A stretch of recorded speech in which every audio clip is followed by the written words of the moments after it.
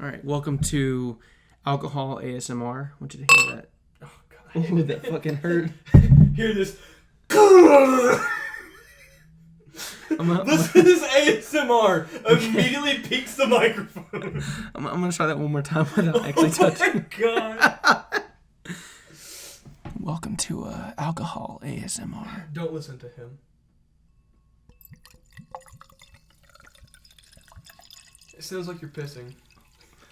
It's fucking hot. That's what it sounds. It sounds like you're pissing. It's time to drink up. Are you thirsty? No one's ever gonna like us again.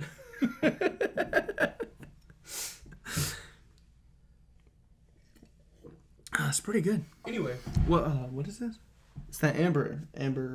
it's an amber apple lager. Not lager. Cider. Yeah. Woodchuck, I think, is the brand, right? Yeah, it's pretty good. Yeah, it's pretty good. I like me a good apple cider, personally. It's not my favorite cider. Cider Boys is kind of the best there is when it comes to that kind of shit, in my opinion. Yeah, I guess you really don't beat it. Pretty good. I mean, it's better than like Reds, or I kind of like this more than Angry Orchards, personally. What are you doing? I'm a fucking idiot. That's.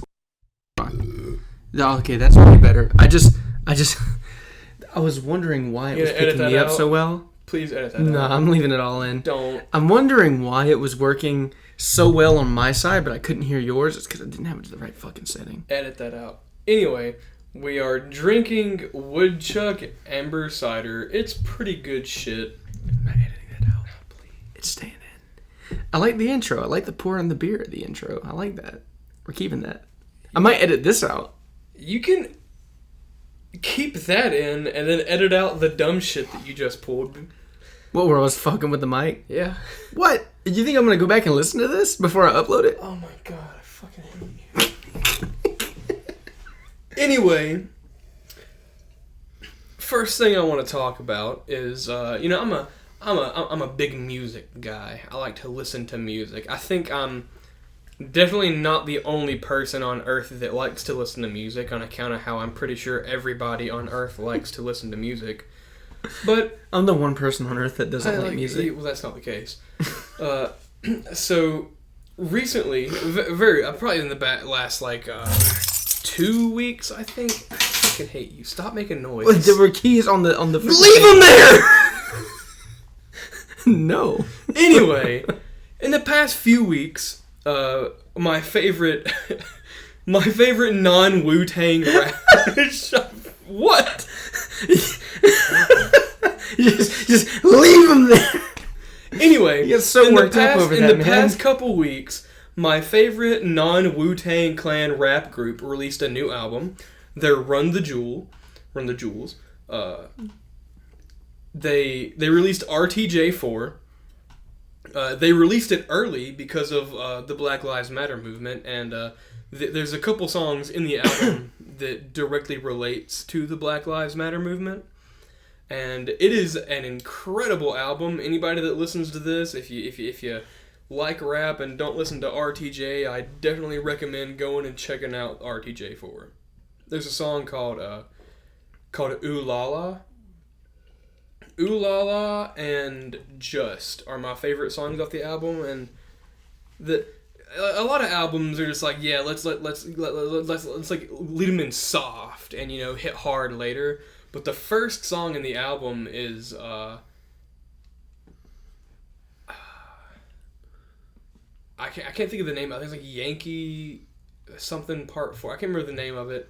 But right from the get-go, you hit play on the album and it's just like hard in your face the whole time. It's a great album. Hell yeah. Hell yeah. It's pretty good. Like I said, if anybody I don't know, I haven't listened to it rap, yet. I've shown you a couple songs of it, haven't I? Yeah, you have. Yeah, you were with me when I found out it dropped. Mm-hmm. You showed me a couple songs, but I just, outside of those few songs that I listened to with you, I really haven't heard much from it. So yeah, I'm pretty sure you have heard. Have I shown you Just? It's the one that features Will Ferrell. I have. Not Will Ferrell. What's his name? Cause I'm happy. Who's that guy? I have no idea. Pretty sure it's that guy. Let's see. Will I have Ferrell, I'm pretty sure it's his name. the last song I remember you showing me was from RTJ 2, and it was Close Your Eyes and Count to Fuck It. Yeah, like that one. That's my favorite song by them, dude. Holy shit, I love that song. Pretty fucking banger, yeah. It is. It's so hard. That's hands down my favorite song by them.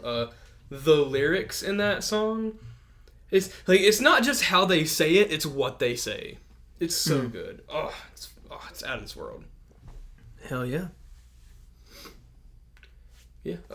You have the list, Chief. I don't have the list. I want to talk about that. Apart from that, I guess let's talk about some books, man. Because we both do Audible, not sponsored. We both do Audible, and we both been reading a couple books recently. I fucking wish. That'd be nice. Wouldn't it be fucking cool? You get paid for this crap? Did you told me, because you've been subscribed for a little bit, and you said you got another credit. Did you ever use that on anything? No, I still got it. I'm gonna wait. Can I make a recommendation? You can definitely make a recommendation, but I'm still listening to Dune, and after I finish Dune, whatever I'm in the mood for after Dune is what I'm going to spend it on. All right. Because I get one a month, but... recommendation. Sure. Game of Thrones. Yeah, Okay, I've heard that one. I've listened to a lot of audiobooks, so I've heard a lot of different narrators. The Game of Thrones narrator, his name is Roy Dutrice. That dude is out of this world. Mm-hmm. That dude made up accents for characters. He just made them up. Hell yeah. It's awesome. I've done the whole series on Audible. I've listened to Blood and Fire, I think. It's the Targaryen. It's basically a Targaryen history book. I've listened to that. Roy Dutrice, man, he's out of this world. I think you'll like him. Dude, I was But you said right now you listen to Dune. Mm-hmm. You're not quite halfway through Dune, I'm like right? 7.5 hours. Hold on, I can tell you if I just pull it up. Yeah. But yeah, I'm listening to Dune. I just got to... look, spoilers. Yeah. I don't know how many people do audiobooks, so I really don't know how much of a spoiler this is. Well, you mean you don't have to be a fan of audiobooks to get a spoiler read, for I guess. Dune, Yeah, but still. Dune is a book. It's also a movie, a mini-series, and will soon be another movie. I'm 8 hours and 43 minutes in, so I'm farther than I thought I was. It's a 22, I cut the grass today. 22-hour book? Yeah, I've got 10 hours left, so I'm about halfway. You got 10 hours left? Yeah. Then you're like 12 hours in. It's. I thought it was a 22-hour book. Oh wait, that's showing me the minutes. I thought that was the hours. Hold on. Here, show it to me. Well, that's not it though. Here, look, what you do? You go down. You have 12 hours, 50 minutes, and 11 seconds left. Yeah, I see that, but I'm trying to figure out how far I am. So you're 10 hours into the book because it's like a 22-hour book. I guess yeah, you're right. Yeah, so I'm about halfway. You're almost halfway through. Yeah, very good book. I pretty fucking sweet. Recently, I finished it in the last probably week. I liked it a lot. What do you think of it so far? It's a pretty good book. The beginning was pretty cool. The way they were building these characters, I enjoyed that a lot. They did a lot of really good world building, and the way that they made you anticipate Dune, the desert planet, was. It's not called. What's it called? Arrakis. Arrakis. Yep. Is the name of the planet. Yep. But the slang term for it is Dune. People call it Dune. Yeah, because the desert planet. It's a giant sand dune. That's really all it is. Mm-hmm. And the way they built the characters was really great. Yeah, and I really like how one of my favorite things about the beginning of the book is how the way that Paul and Jessica talk about Duke Leto makes him seem like this mythical being almost, and then we finally meet Duke Leto, and the way he acts, it kind of aligns with the things that they've told us, but he seems like more than what we've heard. So when we finally meet him, it's just here's this beyond mythical exchange almost. Yes. Duke Leto's great. I think that I can't wait to see what Oscar Isaacs does with the role. Well, we talked about spoilers. I'm at the point in the book where he just died. He did, yes. He tell him how he dies. So I think it's in the dining room. I can't remember where they said it was taking place. I think I think it might be just in. Was it just in a random room? What was his name? Duke Atreides. I think it's in his office. or something like that. I know. That's what I thought. The Baron Harkonnen, the Baron Harkonnen took over. Harkonnen, not Atreides. Leto is the Atreides. Yeah, it's Harkonnen. Vladimir Harkonnen. Yeah. Victor Harkonnen. What's his name? It's at his place, isn't it? Isn't it at his? They bring Duke Leto to. So they bring him into this room with Baron and his like right hand man Piter. Who I have described myself as like beady-eyed weasel kind of guy. He's a weird dude. Yeah. So the way that the Duke dies is that he was actually hit with like a poison dart that was gonna make him pass out. And it's a tranquilizer. Tranquilizer. And the guy that hit him with it replaced one of his teeth with a false tooth that had a capsule of poison in it. And when he bit down into it, it would release a gas, and he would blow it. And the reason they did that was because they wanted him to use it on the Baron Harkonnen. The Duke Leto and the Baron are enemies. And mortal enemies. It doesn't really explain why in the book. It's just the Empire is behind it. I know that. The Empire apparently is the... Okay, the Empire also doesn't like the Atreides family, but I don't think the Empire is behind why the Harkonnens hate the Atreides. Not behind why they hate them, but definitely behind his assassination. Like why they were killing him. I don't think so. The way the book described it to because me... you'll I don't want to spoil it for you because it's like whatever, talk about it, but I don't want to tell you what happens. But you asked after the next couple chapters, I think specifically you'll find out that. Listen, I'll put it this way: it's basically it makes it sound like the Empire is behind it, but it's kind of it's kind of more of a. If you read into it, it may feel like it's... Baron Harkonnen is like manipulating what people think about that. Okay.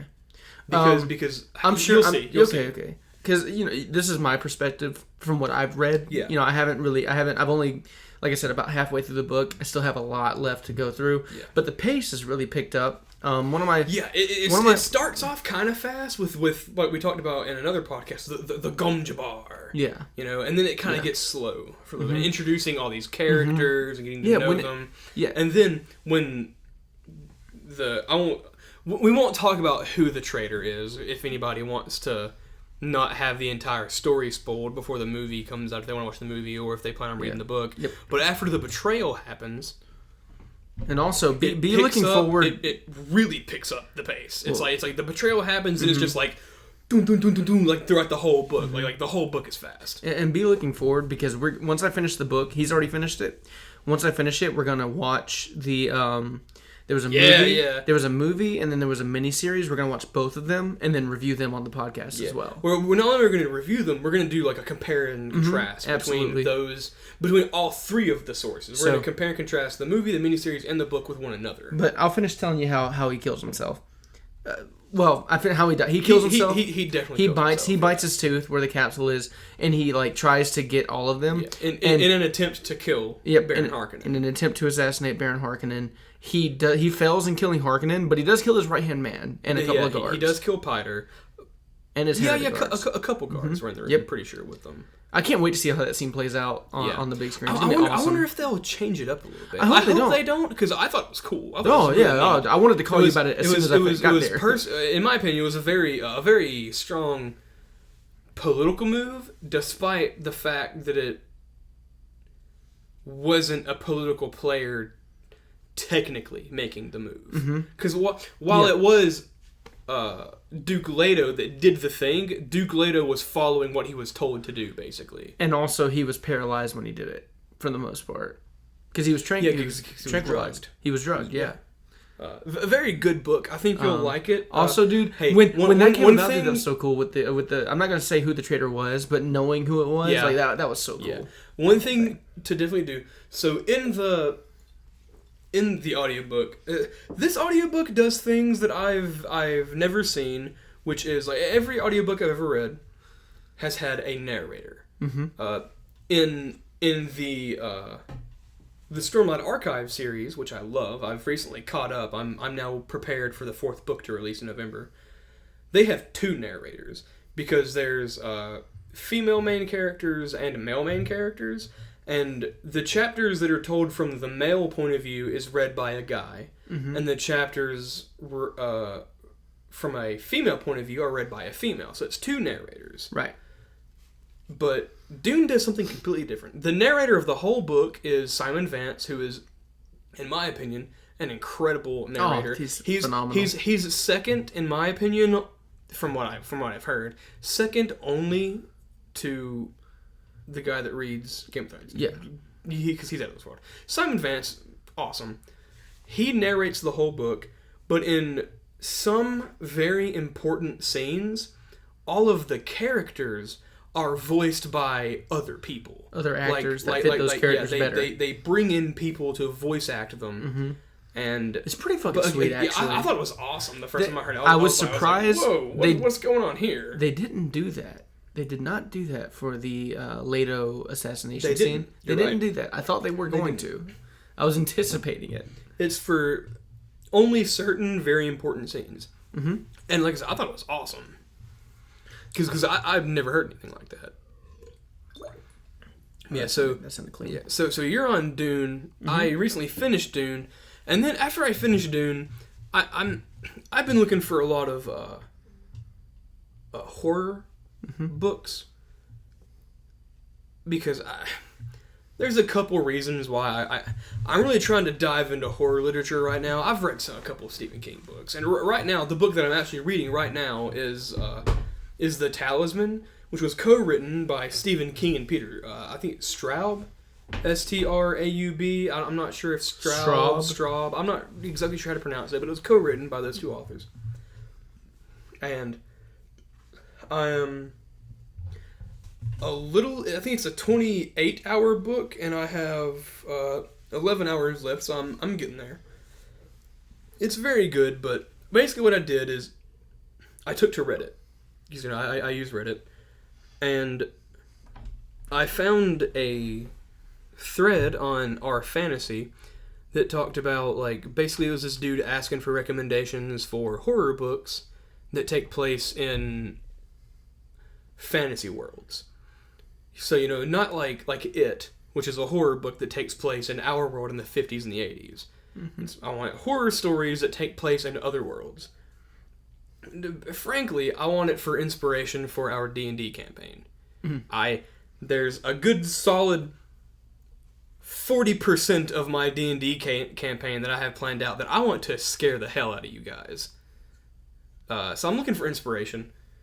And I found a lot of pretty good suggestions. One of the books that I found, I'm probably not going to read it next. My plan is, if I finish The Talisman before July starts, then I will read this book next.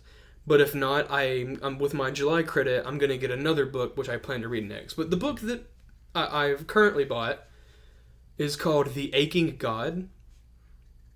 And I don't know the author. I'll try and find it later. But The Aching God is set in a fantasy world. It basically feels like some dude was like... It feels like some guy played a D&D session with a super twisted DM, and then he wrote a novel about it. From what I've heard, it's this guy in a fantasy world who is a professional dungeon crawler. It's what he did for a living. He delved into dungeons in search of like eldritch wisdom and riches. And eventually, he went into a dungeon that was so horrible that he retired. This dungeon gave him PTSD. That's how awful it was. So he retired. Years later, he's gotten old, and something happens. I don't know what, but something happens, and now he has to go back. He's having nightmares, and so from what I've gathered is like it's through his nightmares you find out what happened the first time he went, as him and a new group of people that he hasn't dealt with before delve back into this dungeon. And it seems pretty cool. The other book that I plan on getting on July is called The Throne of Bones, or maybe it's just Throne of Bones. It's, from what I read on Reddit, it's very, very dark fantasy, which is awesome. with a strong horror element. So I'm pretty hyped to read those. As soon as I finish The Talisman, I'm getting started. But The Talisman, so far, it's been pretty good. It wasn't quite what I expected because, again, I heard about it in a thread about horror books that take place in another realm, and it feels like so far over half of the book has taken place in our realm. It's about this kid named Jack, who's his family is like super rich. His mom, I think her nickname is like the Queen of Screams. She was a very predominant B-movie actress. And his father was her agent, and his company also branched into real estate. And through real estate, they made a fortune. And it was his father and this guy named Morgan Sloat who went into business together, and they started this whole deal. I think Sawyer and Sloat is the name of their business. And when the story picks up, Jack, the main character, is 12, I'm pretty sure. And his dad has died, and his mom has moved them from California to New Hampshire to live in a hotel. And he talks about how he used to have these daydreams about this like weird other world.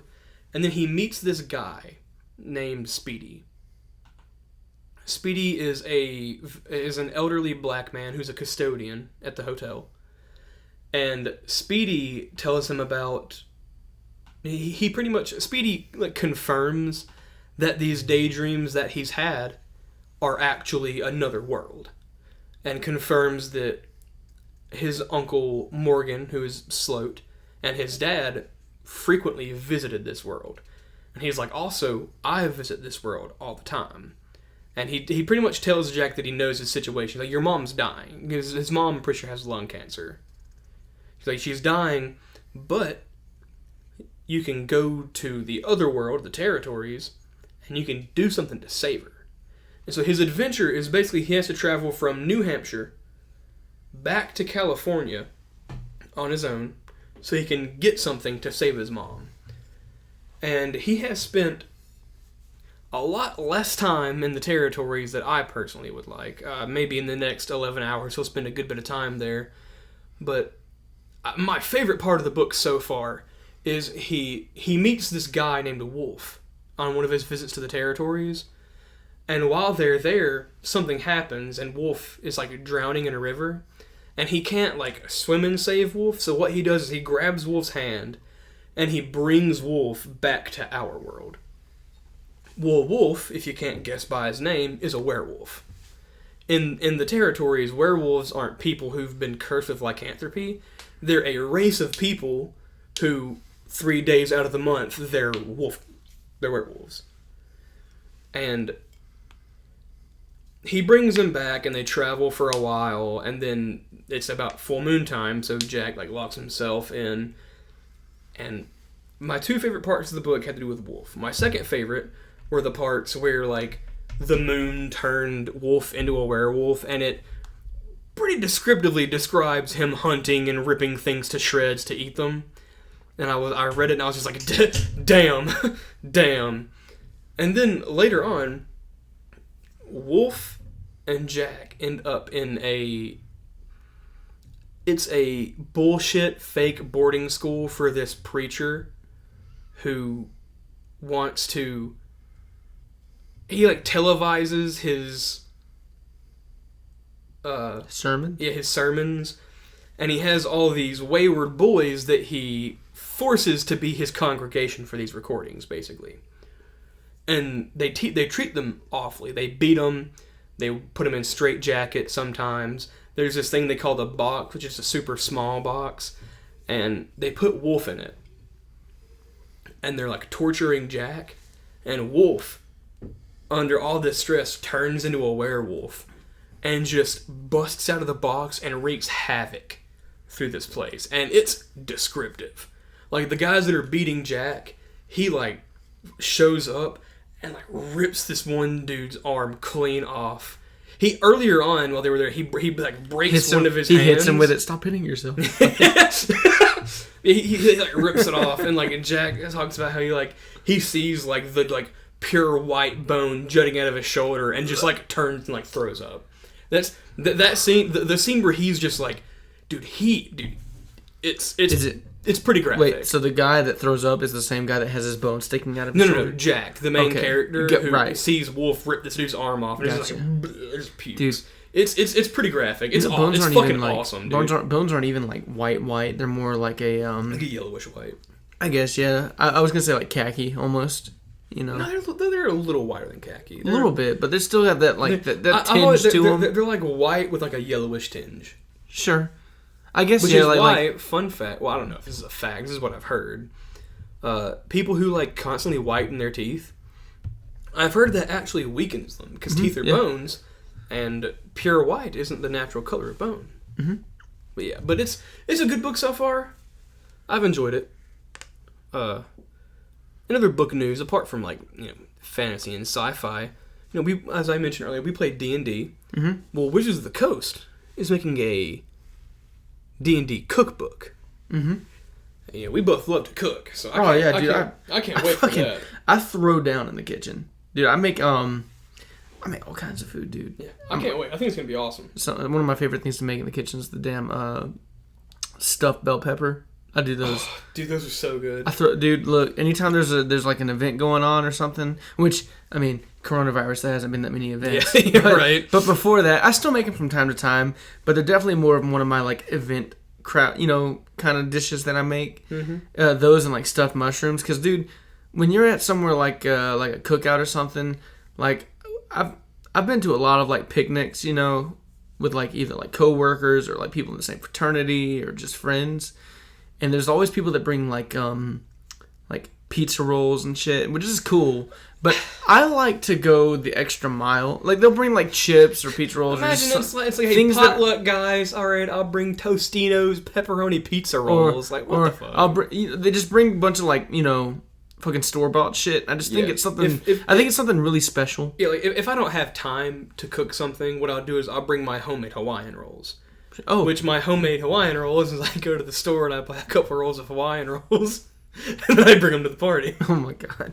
Dude, I've done that 4 times. They'll ask me like, hey, what are you bringing? I'll bring my homemade Hawaiian rolls. And then I show up with King Hawaiian and they're just like, oh, they're homemade. And I was just like, nah, dude, I'm sorry about that. No, man, I just think it's a labor of love. Yeah, I mean it is. Cooking for multiple people is a labor of love. Cooking for people that aren't you. I mean, that is almost the like ultimate like signal of like I care about you enough to make food that I think you'll like, and it's like I make food for you. You need this to live. You need food to live, and trust me, you should enjoy it too. I make some mean food, dude. My fucking I make stir fry. I do like your stir fry is pretty good. I do stir fry. It's gotten even better because I use a different rice now. Okay. I used to use like go ahead. I use a different rice now. It's brown rice. Yeah, brown rice. And it doesn't stick. It doesn't stick together, and I fucking love it. Okay. And also my fucking curry. My curry is like I've never had your curry. I want to try because I love. I've never had curry that wasn't like. Hey, Richard's had it. Did Richard? Okay. Yeah, dude, he fucking loved it. So, here's one thing about your stir fry. I think it's delicious. I love your stir fry. I've never once eaten your stir fry and not gotten nauseous. I don't know why. I have no clue why. I love it. I eat that shit up, but it always like makes me. Is it like Waffle House? It hurts my tummy. I think it was the way I used to make it. I've created my. I'll tell you exactly what it was. I was using too much oil. And I don't think that's the case. I really personally. But the thing is, I also think I use too much like teriyaki and soy sauce. Use a lot of teriyaki and soy sauce. I have since cut back from that, and I also use less oil because I've been on this. I've been trying to eat a lot healthier, so I actually don't even eat as much rice. I can make stir fry without rice, but we should make. But also, let me tell you how I make my stir fry because dude, it's way different than it used to be when I made it before. I put egg in it. I didn't do that before. I started adding egg to it. When I made my stir fry, I also cut back on the oil. I started actually measuring my oil, and I would put cooked vegetables in. I used a lot more vegetables than I used to, I'm talking about like peas, carrots, mushrooms, onions. I mean, sometimes I'll throw broccoli in there, cauliflower, you know. And dude, my wok too, like the way I fucking put my fucking stir fry together, dude, it's out of this world. And if I want to give it more of a curry flavor, I'll add a little bit of peanut butter because it's also good in protein. And I have to get more protein than I normally get. But no, man, let me tell you, dude, that fucking that curry that I make and that stir fry that I make is like top notch, dude. Like I've really since coronavirus happened and I've been at home a lot more, I've really refined a lot of my cooking skills because I don't think I've made my stir fry for you since we went into lockdown. You have? And have I? Once. Once? Was it early on? Had to be because I haven't. I don't know. Because dude, like I make, dude, like lately, like I think in the past couple months. I remember because like the first 3 weeks of quarantine, you and I didn't quarantine, and we hung out every fucking day. And I'm pretty sure, because I remember the first 2 weeks of quarantine, every day, me, you, and Molly hung out and watched a movie, and we ate. And I'm pretty sure it was one of those days. You talking about Harry Potter? We did Harry Potter? We did Harry Potter and a few other movies, the Bollywood film. Oh, yeah, Bahubali. Oh, Bahubali. Okay, Bahubali, real quick, side note. Bahubali is the only Bollywood film I've seen. It's technically 2 films. They're the only Bollywood films I've seen, and I adored them. I thought they were out of this world. Anyway, continue. we get on here, and I'm like, yeah, dude, my stir fry's gotten really great. And you're like, it always made me nauseous. No. I said before, it's delicious. I think it tastes fucking great. I could eat 4 bowls of that shit if I had a stomach big enough to do it. I think it's delicious. Just hurts my tummy. Nauseous isn't quite. I'm not offended by it. I just think it's funny. It's never made. Okay, nauseous isn't the right way. It's never made me want to puke. Yeah, but I'm not it definitely offended. Hurts my tummy. I'm not offended by it. I just thought it was funny. Yeah, yeah. It's like, I make the best shit. Like, dude, your shit sucks. But anyway, yeah, back to the tastes like fucking horse shit. Like, oh my god. Back to the D&D cookbook. I saw it's been a while, a couple of years probably, but I saw this post on Twitter somewhere. I don't know, but it was this guy was like, "Hey, I took photographs of what I think each playable race would carry as rations, and some of them looked great." Because I always thought of rations as just a dried meat and bread that won't spoil. Yeah. But this dude's just here's the elf ration of venison, rolls, aged cheese, and a fine wine. And I was just I don't know. If I'm on the road and that's what I got to eat in my pack, I'm fucking fine done. Yeah, dude, I'm fucking so pretty. But I'm like, dude, what if the D&D cookbook is like that? It shows you how to make elven cooking, dwarven cooking, orc cooking. Which I imagine orc cooking would just be roasted something on a stick. But what I'm afraid it's gonna be, it's just gonna be the D&D cookbook isn't gonna actually be a cookbook. It's just gonna be pictures. No, it is a cookbook. They've released a couple excerpts and it's recipes. Okay. Nice. Yeah. Now, is it actual recipes or is it D&D recipes? You need some healing potion of whatever. No, it's recipes. Okay. They might spice it up with some lingo, but it is recipes that you can cook. It's not just the ingredients are a unicorn hide, health potions, and the fire of 1,000 suns. Yeah, exactly. It's actual recipes that you can cook. Nice. I might get my hands on one of those. I think it's $40. I plan on getting it when it comes out. Dude, imagine a freaking audio. Oh wait, imagine an audiobook cookbook. Oh my God. Here's my thing. What was that again? It's some dude explaining for the 6th time, Chris. It's goddamn flour and water. Naan isn't that fucking hard to make, Chris. And I'm like, I'm just one more time. He's like, oh. So here's the thing, imagine with me for a minute, okay? I'm gonna close my eyes. Imagine. Right. Okay. You're at Books A Million. All the people living life in peace. No, you're at Books A Million. You walk through and you see the D&D source books. They're $40 to $50 per module. It's pretty expensive. It's a little steep. And then you decide to look around the cookbook section. Yep. And you find the D&D cookbook. And it's $10 cheaper than the module books. Probably still gonna buy the module books. I can get more use out of those. I mean, honestly, if somebody was like, "Hey, you have to buy this D&D cookbook or Icewind Dale," the new, which is has been confirmed, will be the next module. I think it's Icewind Dale, Mire of the Frost Queen, I think is the name of it. If somebody was just like, gun to my head, you're buying the cookbook or Icewind Dale, I'm just like, dude, this cookbook, never saw it. Because like that Icewind Dale, I love Icewind Dale. I think it's awesome. Icewind Dale's a super cool location, and from what I've heard about what they've teased from this new campaign, yeah, I'm super into it. I'm gonna run that anytime anybody will let me run it. It sounds awesome. From some of the inspiration they've said, because they may not know, but I'm a real big fan of Lovecraftian horror. I think it's awesome, and they have cited 2 sources that were direct inspirations for the new campaign, for the new module. I thought you were talking about giving out inspiration. I was like, Luke, you never give out inspiration. I did at the beginning of the campaign. I have said at the beginning of the campaign, we're like, what? We're about, 25% into the campaign? Give or take. And it's lengthy. It's a lot. 25% is like, well, hey, do shit to earn inspiration. I'll give you inspiration. I make you laugh all the time. Don't you even pretend that I don't. Okay, look. It's easy to make me laugh. Make me laugh with clever shit, and I'd be like, dude, D4. Like, I have made you laugh with clever shit. Anyway, back to what I was saying. Am I the fucking low hanging fruit here? We can get to that. No, we're gonna figure this out right now. No, let me. You have interrupted my story, and let me finish, and then we'll move on for a damn good reason. So anyway, I'm a goddamn comedy genius. Yeah, you're really not. Okay, you're pretty funny. You're not a comedy genius. Anyway.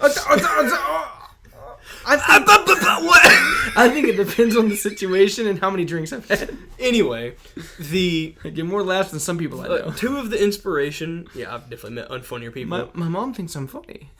Mom tells me I'm handsome. So the 2 inspirations. Wait, your mom fucking lied to you like that to your face? Yeah, dude, how fucking dare she? So it's the Mountains of Madness. Yeah. And The Thing, like the movie. Oh, the thing that, like, it's like a blob? Yeah, like the thing that's like in the Arctic mountains, the monster. Oh, not the blob, the fucking, the thing. The Thing. Yeah. Those are 2 of the inspirations they've listed for this. It is going to be a fantasy horror campaign. Dude, I don't know about The Thing, dude. Like, that's... Dude, look at me. Yeah. You better think about it, because I'm putting you through it. I plan on, like, I have... I bet you're gonna... What you're gonna do... Wait, I know what you're gonna do. You're gonna roll a dice. You're gonna... There's like... I think there's 4 of us in your campaign right now. Currently 3. Richard should start Monday. So, 4 of us. You're gonna roll a d4, and one of us is gonna get infected by the thing, and you're instantly die. And no. You're gonna tell that person in private, "Hey, you are now no longer you. You are a thing pretending to be you." That's the plan. Yeah. Keep playing as if you aren't, and then later on, I'm gonna expose you as being the thing. Yeah. If there's like a source for how to do that in the book, I'll definitely do that. But you can. I mean, you could just make it up. Please don't make it happen to me. It's gonna happen to me. I just know. I mean, synonymous rolls. So anyway, you just go roll the dice. We'll find out. Anyway, it's gonna be me. Dude, if you don't know, it's a one. Dude, if it's Ed, you guys are fucked. He's gonna play the shit out of you guys. Dude, God. Wait, if Richard joins and it was Richard, that'd be the perfect like I'd be like, I don't trust this guy. And I have a good fucking reason not to. But so the D&D campaign that I run, it takes place in a homebrew world that I've created, and Icewind Dale is like a string of mountains. And in my world, I already had like a string of mountains at a certain location. We haven't been there yet. You haven't been there. And it was like... It's in my home country, right? My character's home country? It's in Terra. Yeah. So, hopefully, you guys don't choose to go to Terra next, because if you choose to go to Terra next, the Icewind Dale module will not be out in time, because it comes out in September. We're going to Terra next. No, I'll make sure if that's the case, because I would love to see it. I will take this limited knowledge of what you're kind of planning on doing with the campaign, because still, even everything you've said. Hold on. Everything you've said isn't going to be the entire story. You know, it's just going to be an influence on the rest of the story of your campaign. Yeah, like what happens in Icewind Dale is literally what happens in this section of my campaign. Knowing that, I will try and use my influence as my character, and try to get us to go to a different place. Cool. cool. But still, dude, right now I'm still in the ocean, like trying to figure out what's going on. Yeah, there. Right now they're in a location called the Great Sea, which is literally a fourth of the world they're on is ocean with a couple islands. And dude, y'all have been there. I feel you probably haven't been there for as long as I feel like, but I feel like so far, almost half the campaign so far I feel like has been spent in the Great Sea. Y'all spent a lot of time there. It's a whole season. Question. What if you were to compare it to the Earth, right? Our Earth, right? Yeah.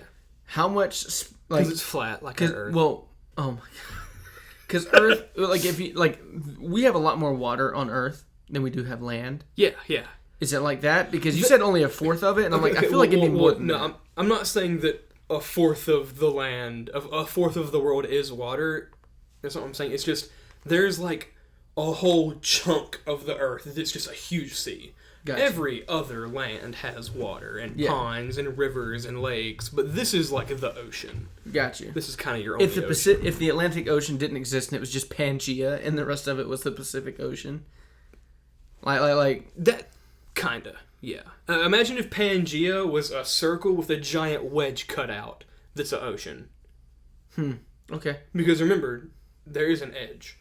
Yeah, and you guys, I don't know why you guys haven't tried to go to the edge yet. I mean, we haven't had a need to. You haven't? But at some point, I feel like you're gonna go to the edge. And I know what's gonna happen when you get there. Mm-hmm. I just wondered why you haven't yet. What I'm wondering is what's on the edge. Like, imagine this. You'll find out. Because imagine this. Look, the Earth is round. Like, the Earth is round. Yeah. Okay. My Earth is round. My D&D world, the planet's flat. Yeah. But in reality, our world is of course it's an oval shaped ball. I guess it's more of an egg from what I've heard. Like the way that it's round. An egg's an oval. Is it? Yeah, I guess an egg is an oval. It's not a perfect circle. It's an oval. You're right. You're right. But still, it's close. But it's very close. It's still not a perfect circle. Yeah, but it's not like an elongated oval. You know what I mean? It's not like they can't see what I'm doing, but it's not like that. No. Yeah. It's not like really wide oval. Yeah, it's for all intents and purposes, it's a circle that has been kind of stretched a bit at certain edges. For all intents and purposes, it's a sphere. Yeah. I can only imagine people that believe the Earth is flat, because here's the deal. What do they think is on the edge? Like, if you go over the edge, if you somehow manage what to happens? What happens? What is there? Is it just like a big, like, just... You just fall off is it just into oblivion? What I'm asking is, like, is it just 100 miles of just, like, wall around, like, and then on the underside of the disc, what do you think is there on the underside? Yeah. Well, from what I've heard, flat earthers think that the Earth is a giant rock that's flat on top, and we live on the flat part. So people can't live on the under part? That's just what I've heard. But of course, my D&D world, it is a disc. It's not a giant rock that's flat on top. It is a disc. Yeah. Man, I don't know. You know what I'm gonna do though? I'm gonna get like on the ship and be like, okay, it's a disc. Why can't I see the far edges and I can't see the country and shit? You know. That's what I'm gonna like get up there on top of the sails and be like, hey guys, I can't see the edge. I don't think we're on a disc. I'm gonna be a sphere earther. I'm pretty sure the Earth is not flat. I think you guys are just wrong. Dude, the Dread Pirate Roberts is gonna kick me off of shit. He's gonna kill all you. We don't do that here. Oh God. So we were talking about judging like reviewing books and shit, and I'm actually doing for a film festival.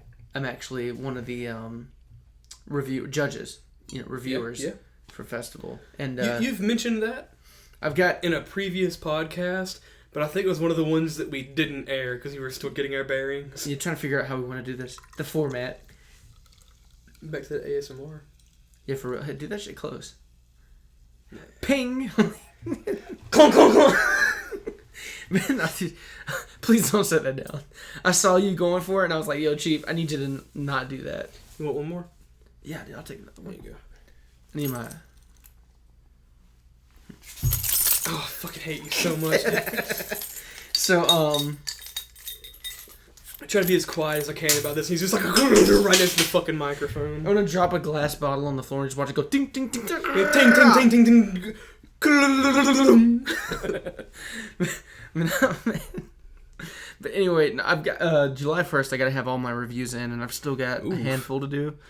Well, I did all the ones that were assigned to me, and then we had a meeting, and now I got to do more. Okay, cool. But for the Mountain Tales Film Festival, let me just tell you, probably the best film festival I've ever been to. I had a film that got in last year.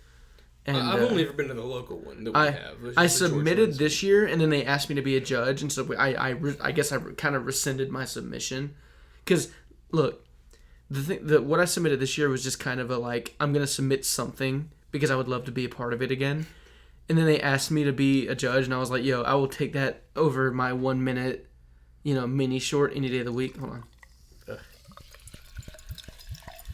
Hot. Alright. Ding, ding, ding. That wasn't even that loud. But anyway, though, no, they've got I have a bunch of films I got to review now because I didn't fall behind, but we had a meeting over Zoom, and then after that meeting they decided that I had a bunch more films they wanted me to review. But yeah, dude, I'm really excited about it though. This year I think the consensus amongst all of us, like I'm just a judge, but I know the people that run it. You know what I mean? We all went to college together. So we all. Well, yeah. I'm just saying, they went to college. Yeah. Wonderful people. Oh, dude, the best. One of the best. The best. Not gonna name any names. One of them is definitely more wonderful, in my opinion. I think they're both great. I think they're both great people. I'm closer with one of them, that's for sure. And I'm pretty sure it's the same when you're talking. I'm definitely closer with him, but they're. I mean, just. Yeah, I don't. Great people. I don't have. I don't have negative opinions at all about either of the two. However, one of them has definitely stepped on my toes a couple times. I will never forget. I don't remember what it was. I acted in a film after this person graduated. I acted in a film. And then she came back to visit. Mm-hmm. And while she was visiting, she saw that film. And we were hanging out in kind of like the lobby of our building. And she was like, hey, I saw the film you acted and you did a really good job. And I was like real up. I was like, oh, yeah, man, thank you very much. And then she was like, by the way, it's Luke, right? I don't want to get it wrong. And I was just like, bitch, we have had classes together. I have sat next to you in 2 of them. You don't know my name? Whatever. Oh my god. Oh, that's great. You never told me that story. You've never told me that, and I. You don't know isn't that kind of the same with another person we know? I'm just gonna. I don't mind name dropping too much. First names are fine. Yeah. Mary Beth. What about Mary Beth? You had known her. You've known her for a couple of years, right? And at this point, you talked to her or whatever, and she didn't remember your name or something like that. I'm not sure. I thought that was a thing where she didn't know who you were, and you were like, but I know who you are. Nah, I swear to God. I don't. Was it Mary Charles? No, Mary Charles knows the fuck out of me. Okay. She won an award for a film I acted in. Fair enough. For a film I starred in, actually. Mary Charles knows. I don't know. I thought there was something else going on. Are you sure you're not thinking about the story I just told you? No, it was Mary Beth. Because I remember you were. Look, I don't want to get too personal on the damn podcast, but you were talking about possibly asking her out. And then, Mary Beth? No. I think so. No. It must have been somebody else then, I guess. Had to have been. I'm not sure. Are you sure it was me? Yeah. I mean, Luke, who all do I really talk to as much? You know what I mean? Like, could have been Ricky. Ricky seems like a forgettable guy. Nah, wasn't. Oh my god, that was wrong. That was a little low That was blow. wrong. Yeah. Fucking, I could look. That's so low hanging fruit. I could sit in my chair and reach it. Like, I could sit in my chair and reach up and grab that shit. Come on, man. Ah, man. But no. Anyway, they're running the Mountain Tales Film Festival, and I got look when I went out there. You know, last year I had a film in the festival, and they paid for my hotel. They paid for my food, my drinks. Like I had to pay to get there. You know, they did pay for certain people to be there that didn't drive. Like people that they flew out to be in there. They did pay for that. I'm pretty sure. But I drove there. I lived I live in Florence. I live about 4 hours away from my hometown, and then the festival is about 6 hours away. No, it's like 4 hours. Really? 4.5. But the festival, when I first started making the trip, it was like 5 hours because I wasn't used to the roads. I didn't know like the whole way. But now that I know where I'm going, I just go. Mm-hmm. But the festival was like 2 hours away from my hometown, so I didn't mind. 2 hours driving past or in between? To the side, so kind of like okay. Yeah, you get what I mean? Yeah.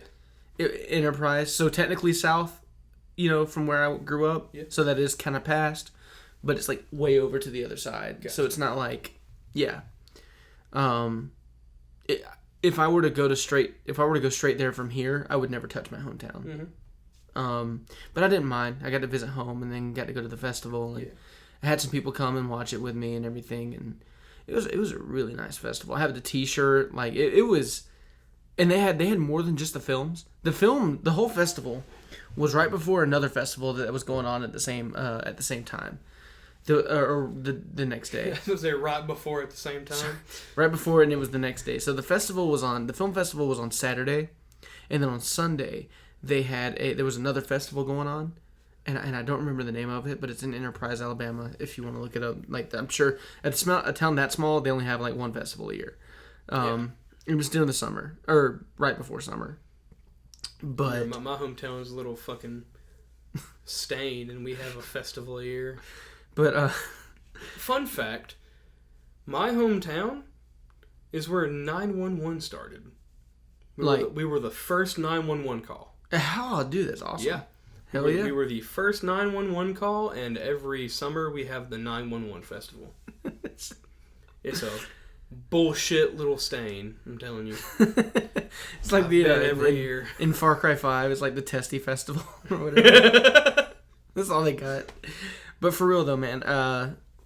No, it's I'll go ahead and tell you kind of about the festival. Go ahead. This year it's all online.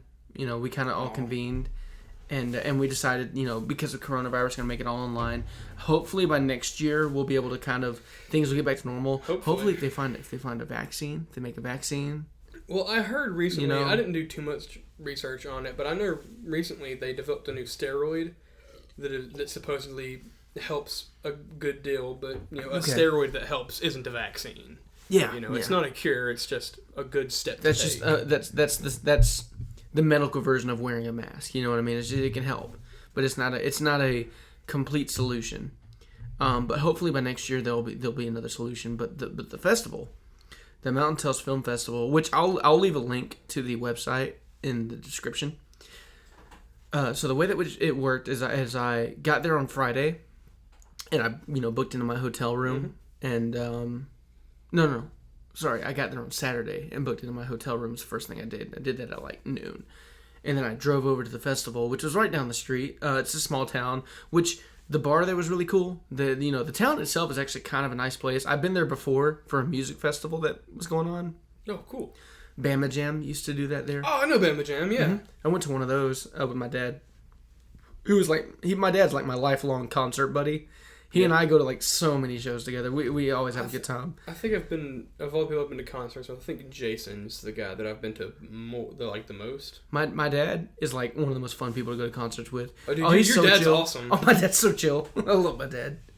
I love my mom too. My dad's not as chill. Look, my dad actually started picking up guitar, but I'll talk about that in a minute. But so I booked my hotel that noon, and then I went over to the community college that they have there, which is also where they had the whole festival. both the festival the next day that wasn't a part of it.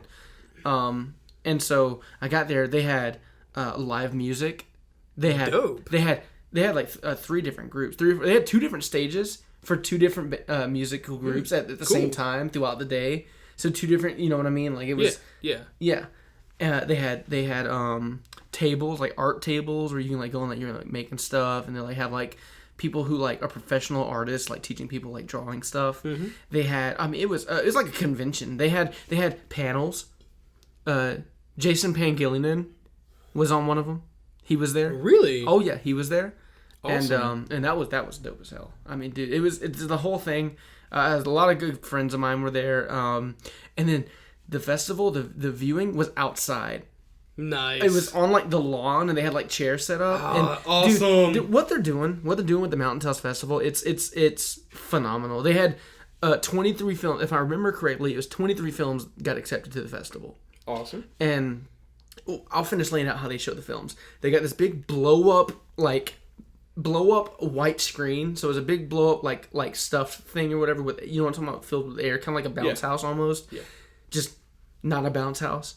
This big air filled like balloon thing, and then on the front side of it was a screen, a white screen, and they had projector and like big speakers and everything. Awesome. Dude, it was dope. It was so cool. And we watched all the films on there, and all the films were good. There was one film I saw that I was kind of suspect about. It was a animated film, which, like from a story perspective, it was really creative in the way that it told its story. It was a little long for me, but that's beside the point. It just the way that they select films, I guess, is what I'm trying to like lead into, and the way that, like, you know, I'm helping them do it this year, and they have a lot of judges. So it's not just a couple of us. Like, it's a real thing. They have a lot of judges. There's like, I think like 8 or 10. I mean, there's people I've never met, you know. So it's one of those things where I can submit next year and there won't be favoritism because they're going to assign it to a judge that doesn't know me. Yeah. You know what I mean? And since we're doing it online, I doubt that I'm going to get a chance to meet any of those other judges. But yeah, no, the way that they pick the films is they genuinely care about storytelling. So there's no preference. It's not, you know, I know somebody who knows somebody, so maybe they'll get my film into this festival. Yeah. You have to make a good story. It's got to be presented well. It's got to be tasteful to an extent. Like, you can make what I mean by that is you can make some things that are like, you know, they had a film last year that felt like a child's film, and then they started dropping F-bombs out of nowhere, and it was fucking hilarious. It was awesome. And they had like explicit films along with other films like Sea-Tectives, which Sea-Tectives is one of the best animated amateur films I've ever seen. Sea-Tectives is awesome. It's phenomenal. And if it ever gets released, I'll make sure to link it, you know. But anyway, they have a bunch of different films like that appeal to different audiences. But what I mean by tasteful is there was one film that was just spouting out a bunch of transphobic, bigoted shit, and we were just like, yeah, I don't know about that one. And then other films that were like, you know, they were a play on quarantine, and they were like, we're not, you know, one of them was called like Quarantini or whatever. And they were just like, we were all like, we're not doing that. You know what I mean? Like, it's gotta be like, you know, like that one film at George Lindsay before watching Fahrenheit 451 that was like all about racist. You mean after? Shit. I think it was after Fahrenheit. Was it? I thought it was. I thought Fahrenheit ended it.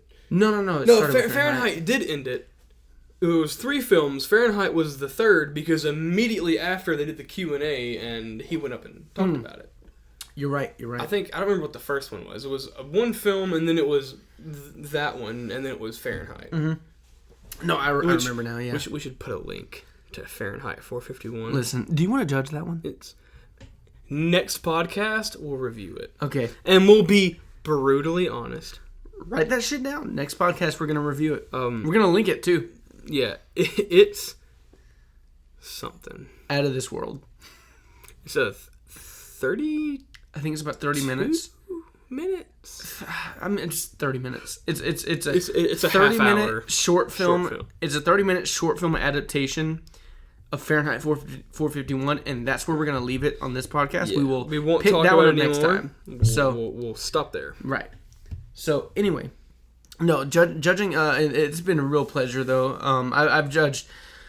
We got a lot of films, dude. A lot of. I think like a couple hundred. You know, and the thing is, because we're Mountain Tales Film Festival, we've gotten a lot of like short documentaries on like snowboarding and mountain ranges and shit. and I guess I should clarify why they like. I actually asked them this in our video. I was like, wait, so like I thought Mountain Tales was a cool theme, you know, but I do want to ask like, what does that actually mean? And they told me it's about like. I think what they told me was like it's about like climbing the mountain and seeing the other side, you know. Mm-hmm. It's like the journey up the mountain, you know. It's very thematical. I mean, Java Moody's the one running it, so it's gonna have those like tie-in themes, you know. Yeah. But it's urban. Is it urban? Oh my god, that's an inside joke. Sorry. Oh my god, it's urban. No, that's a joke for JP. Be more urban. Not just for it is an inside joke because like the main audience really get that. The joke, I'll tell you, the joke was that we. You can't explain inside jokes; they're not funny. Well, I just all right, I guess you're sure. But anyway, real quick, back to the topic of cooking.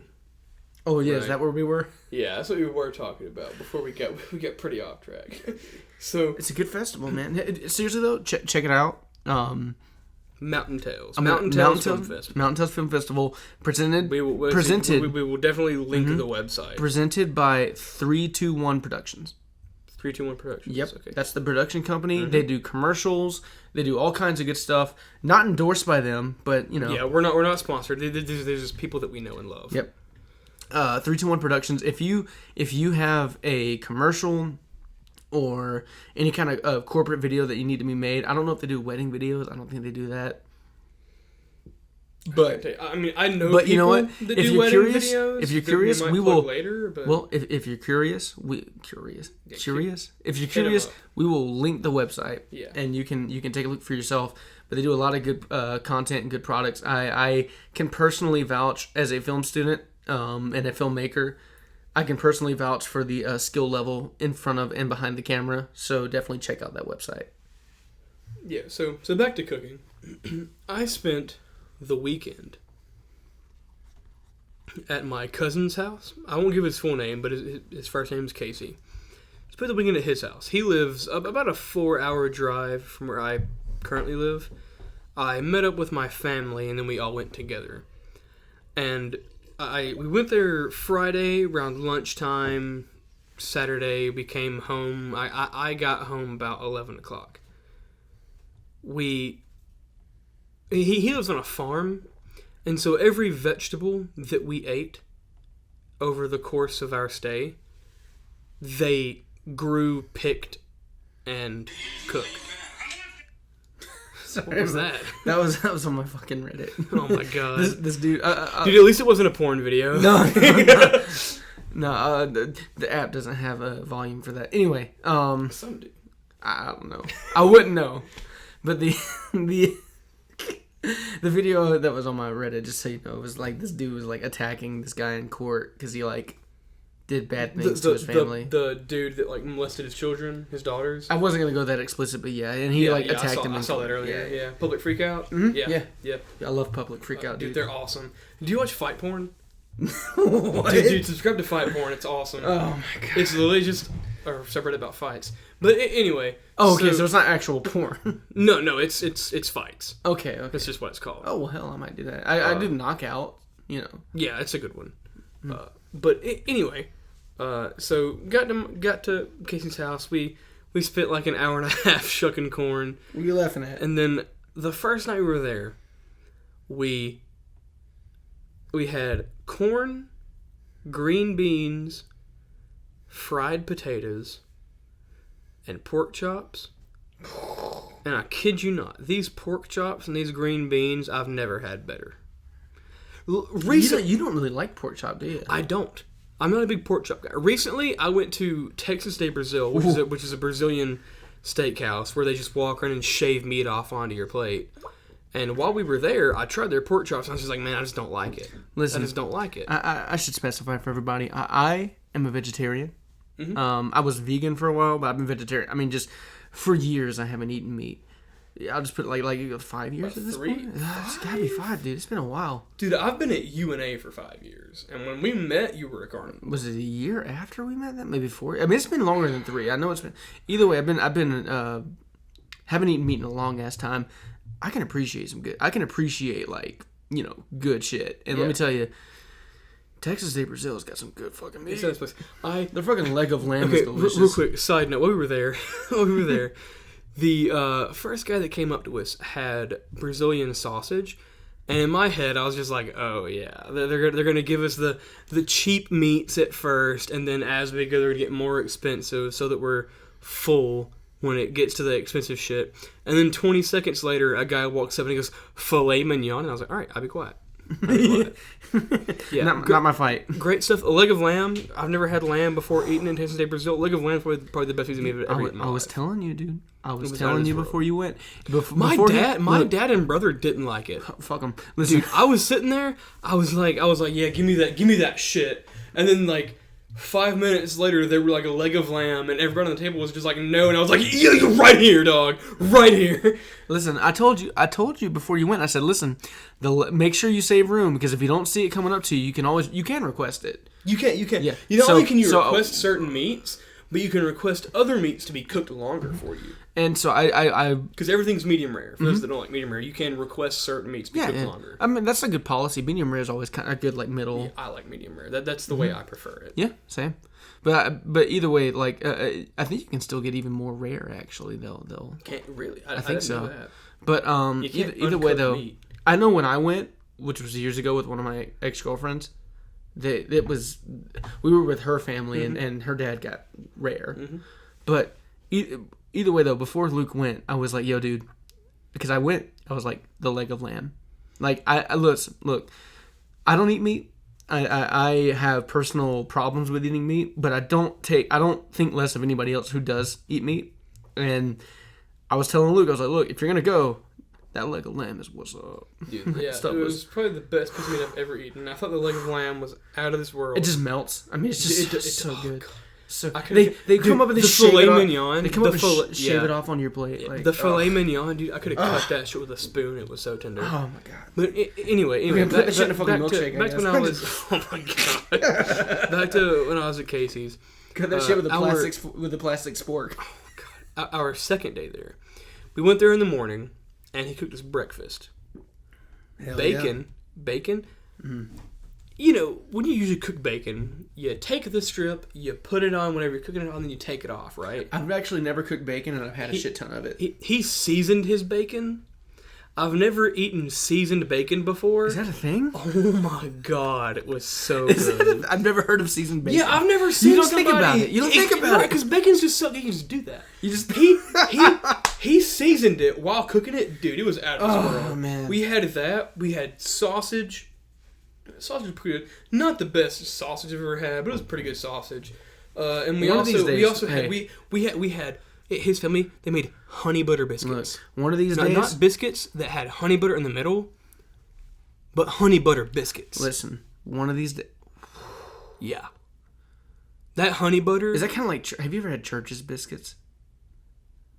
Like once, I don't know. They're like buttered. buttered. What they taste like. They're buttered, and they've also got kind of like a honey feel. But if you KFC, he didn't butter them when they came off.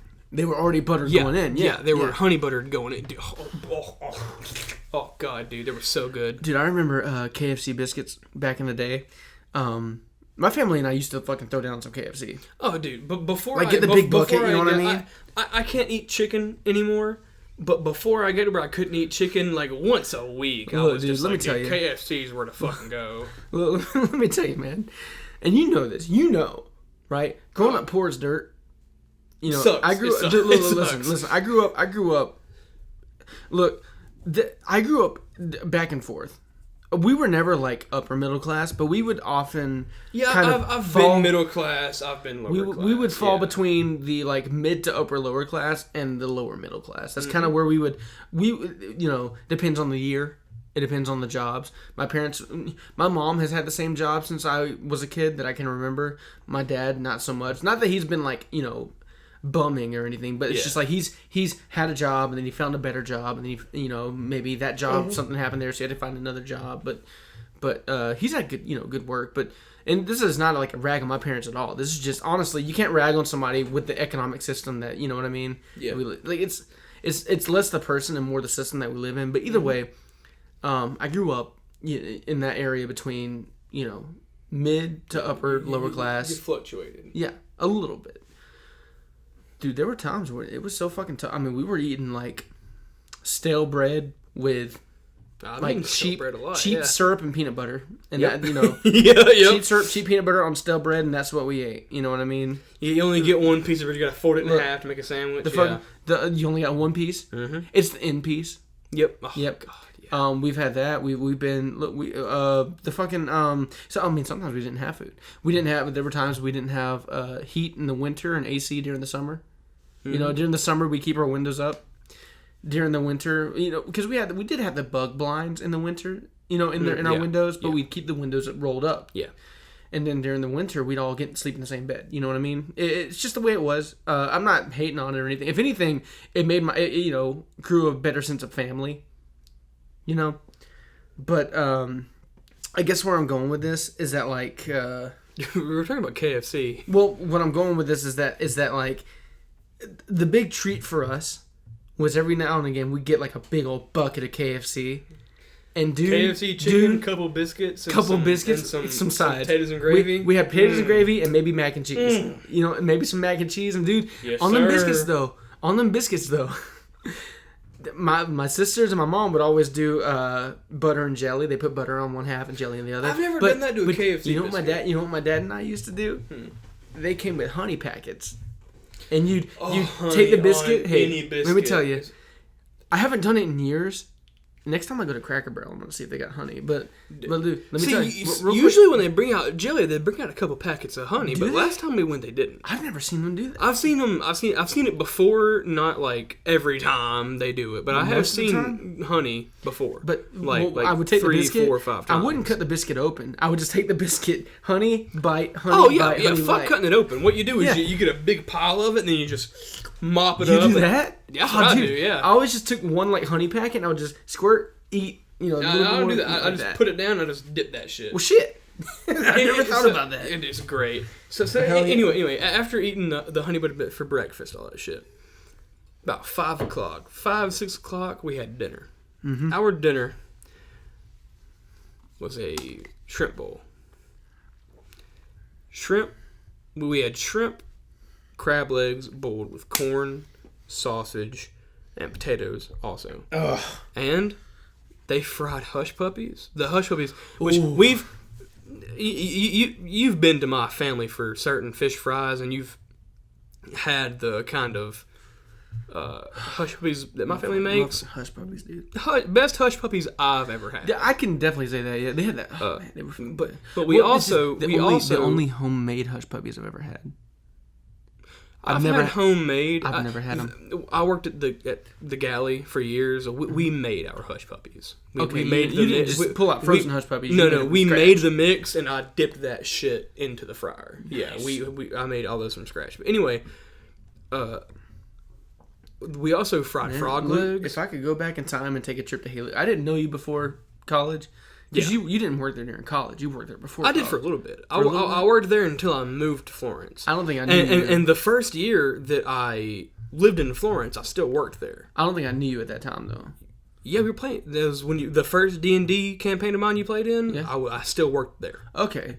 Yeah. I would love to go back in time and eat at some damn... Their food ain't that great. Is it not? But you've talked it up because you worked. You cooked. But if you were there, and I knew you were there... Best meal of your life. If the waitress turned in a ticket and said, by the way, they told me to tell you that's dewberry out there, and I'd be like, oh shit, he finna eat good, baby. He finna eat good. Anyway. So we had this. We fried frog legs. Have you ever had frog legs? Dude, I've always wanted to try them. I wanted to try them for the longest time, I wanted to try them, and then I went vegetarian, and I was like, when I went vegetarian, there was a time where I was like, man, there's so many meats I didn't get to try before. Luckily, I got to have at least one visit at Texas de Brazil. Yeah. Because I got to try that leg of lamb. Yeah. Because I'm never gonna eat it again. Look, I'm pretty adamant. I'll eat fish sometimes. Well, okay, if presented to you, would you eat frog legs? It just depends, man. Like were they fresh caught? You know, were they like killed humanely? Like, what, you know what I mean? It's just frogs are killed humanely. You know, we don't torture frogs. Sure, we hatch them, raise them, and then they die, and then we cook them. Well, sure, but what I'm getting at is, I mean, I don't know the ins and outs of like frog raisement management, but I'm just saying like raising and management. These weren't frogs that were raised on his farm or anything. Like wild caught kind of deal. Like, but if you want me to specify, just to give you a general like kind of overview of my limitations, I guess. I'm a vegetarian. I will sometimes eat fish. I don't necessarily think fish have the same cognitive ability. Well, no, they're like frogs or shrimp. Well, sure, but I'm just saying I generally don't eat meat. And every now and again, it's not even a regular occurrence. Every now and again, like I'll eat fish. On like the rare time. On the like, rare like time. Catfish. You know? On the rare time, I might try that. I might try some shrimp. But I generally don't eat fish. Yeah. I make a lot of vegetables. That's kind of my bread and butter. Yeah. I have tried gator. And I think gator's okay. And I even felt guilty about doing that, so I didn't do it again. I would maybe try frog legs. I would just need to know like where they came from, you know, how were they killed, like that kind of. And I know that sounds like snooty, so I usually like don't put myself in situations where I have to like ask those questions. But if like it was presented to me, I would still ask those questions, you know, because it's like, do I want to be snooty or do I want to be, you know, do I want to be able to like, you know, not be disappointed in myself? Yeah. I don't, you know what I mean? So it's still, I don't go out of my way to put myself in those situations. I won't go looking for frog legs. I won't go looking for fish. But if it's presented to me, I will ask those questions. And if they fit that criteria, and if I'm in the mood for it, which is not often, I might try it. It's very rare. Yeah. So anyway, you know, we had shrimp, sausage, all that shit. Those crab legs, I've had a lot of crab legs in my life. I have eaten a fuck ton of crab legs.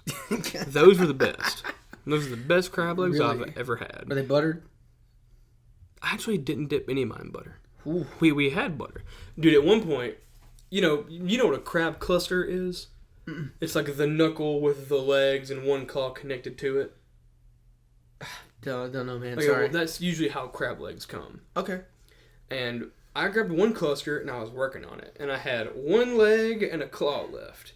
And this dude that was there, you know, the way you do a standard shrimp bowl is you boil it all in one pot and you dump it on the table and you all gather around and you grab what you want and eat it. That's what we did.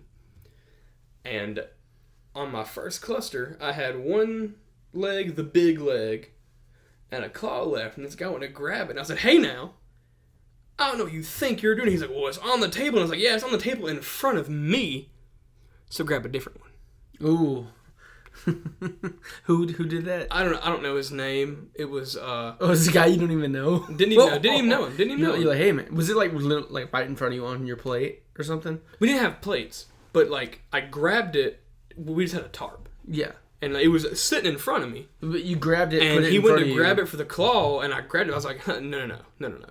Yeah. Oh yeah, no. You pick a different one. This one is mine. So what's on the table? Yeah, it's on the table in front of me. I don't care if it's on the table. You grab a different claw. Oh yeah, no, that's that. I mean, dude, sit the fuck down. You know what I mean? Yeah, like this is my food. Anyway, great food. It was awesome. In March, they're having a huge crawfish shrimp crab bowl, and I plan on going back for that next March. You said March. Well, yeah, because in March they're doing that. So next March.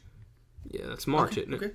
Well, sure, but usually when people say like in March, they're usually speaking at the time of like January. They do it every March. Okay. So in March, gotcha. I'm going. Cool. Yeah. Hell yeah. You'll have to tell me about it next year. Yeah, I'll let you know. Because usually when people say, like, in March or in wherever, it's usually, like, 6 months at the max before it happens. Yeah. March just happened, like 3 months ago. 3 months ago. 3 months Almost ago. 4. Almost 4? We're almost in July.